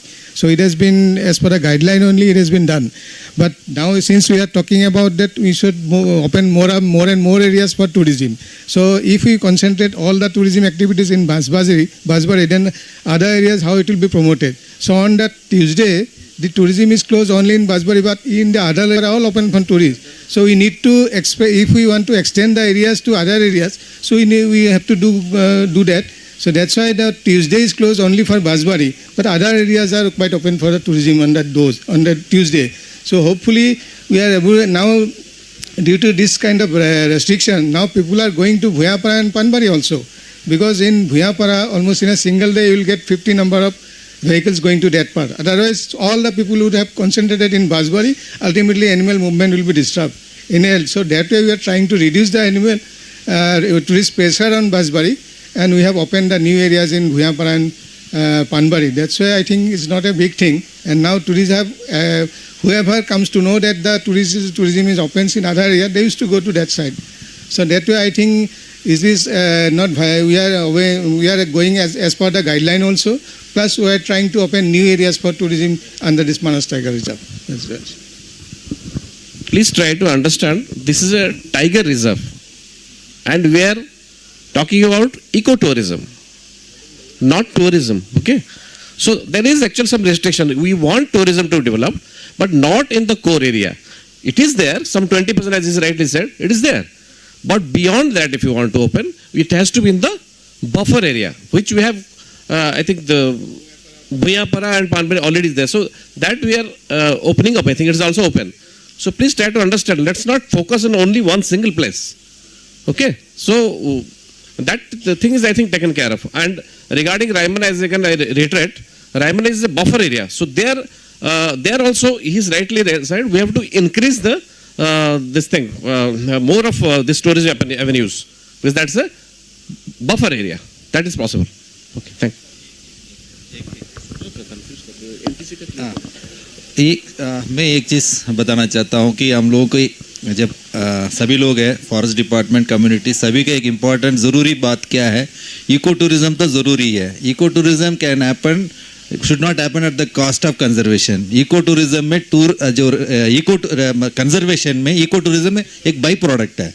जब आप जंगल को बचाएंगे, आपका tiger reserve बचाएंगे, तभी tourist आएंगे. सो इसलिए जो भी एक्टिविटीज आप प्रपोज करेंगे वो ध्यान दीजिएगा. You should not affect the conservation.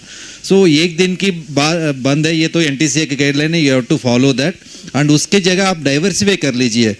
Eco tourism में केवल व्हीकल सफारी नहीं है, व्हीकल सफारी के अलावा बहुत एक्टिविटीज है. आपको बोटिंग है, बर्डिंग है, वॉकिंग है, ट्रैकिंग है, कैंपिंग है.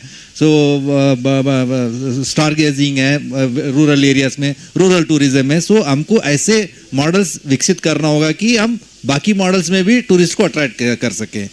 सो एक मूल मंत्र ये है कि eco tourism is a by product of conservation. हम इको टूरिज्म का नाम पे कंजर्वेशन को अफेक्ट नहीं कर सकते हैं. ये ध्यान रखना चाहिए हम सबको, तभी टूरिस्ट भी आएंगे. साफ सफाई की ज़रूरी है लोगों का यहाँ आने में, बाकी फैसिलिटीज है ये भी ज़रूरी है, बट वो सब लो इम्पैक्ट टूरिज्म एक्टिविटीज हो वो सक्सेसफुल मॉडल रहता है. Thank you.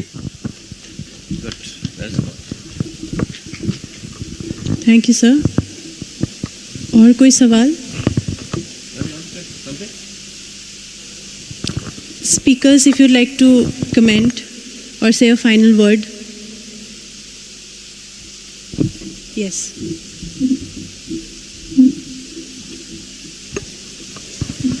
For सबके information के लिए, for everyone's information, there are 3-4 films which has been given over here. How the rural or ecotourism should run. Just now, as our moderator had talked about Thembang, there is a film on Thembang. There are other films also over here. There is a film on Guruvas, which has been, where our ex-soccer captain, Mr. Baichung Bhutia, is the brand ambassador for that. That how rural cultures and the intangible cultural heritage should be preserved for the part of tourism, and how it can be used in tourism. So these films are there, already put in the official laptop. So if any of you want those, you can please take that and use it as your awareness material. Thank you.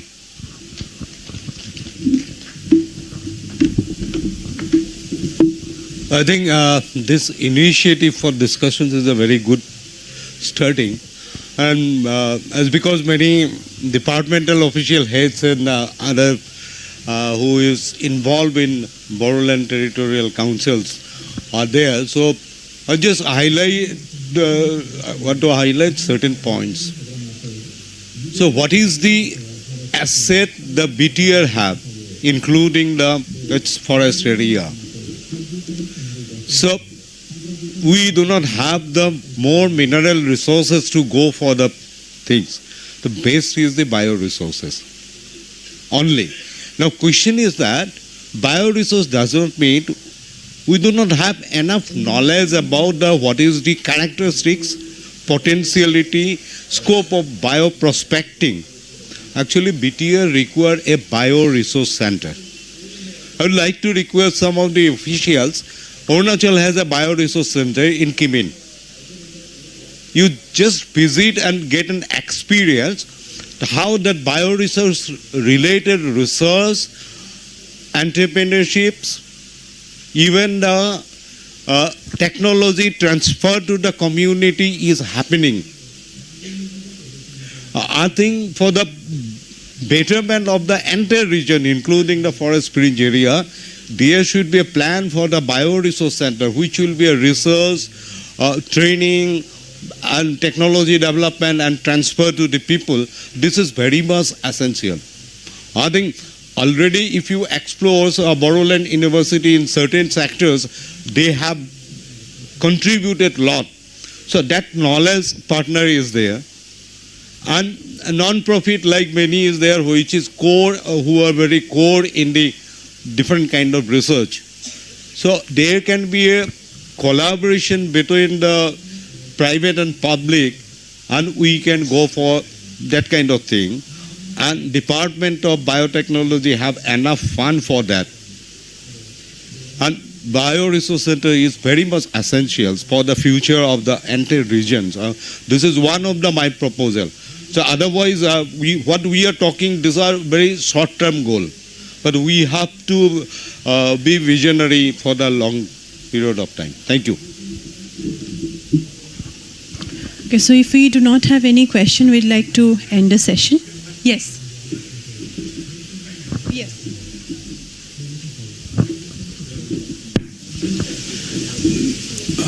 Good that हम लोग eco tourism management के ऊपर बात कर रहा है. Excellent views have come. Ecotourism is an offset of conservation, as he rightly pointed out. That needs to be kept in mind. The second thing is, the moment we speak ecotourism, there is an element of education involved. So what sort of education, what sort of awareness we generate, provide to the visitor towards conservation. So that aspect also kept in mind. So we need to develop कुछ अच्छा awareness program, education program होना चाहिए. Without education, there is no meaning of ecotourism. Ecotourism means an element of education is involved. Then आज का दिन में हम लोग sustainable tourism के बारे में बात कर रहा है.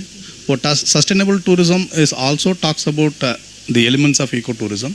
उसमें क्या है, आपका रिसोर्सेस डीजनरेशन नहीं होना चाहिए. रिसोर्सेस को कैसा आगमन करेंगे, रिसोर्सेस को कैसा कंजर्व करेंगे, उसको ऊपर सोचना है. खास तौर से अभी इतना एक्टिविटी आप लोग ये रेंजर्स ये मानस में कर रहा है, इसका इम्पैक्ट क्या है? What is that impact? Many of the social scientist are here. So आप नो एक इम्पैक्ट स्टडी अच्छी तरह से कर दीजिए. उसको क्या है, सस्टेनेबल एंगल में देख लीजिए, whether economic, social and environmental angle में इसको क्या बेनिफिट है, इसमें क्या इम्पैक्ट हो रहा है, उसको ऊपर आप स्टडी करके आगे आप टूरिज्म बढ़ाना चाहता है, eco tourism particularly eco tourism in sustainable way बढ़ाना चाहता है बोलो तो उसको ऊपर आप सोच सकता है. Thank you.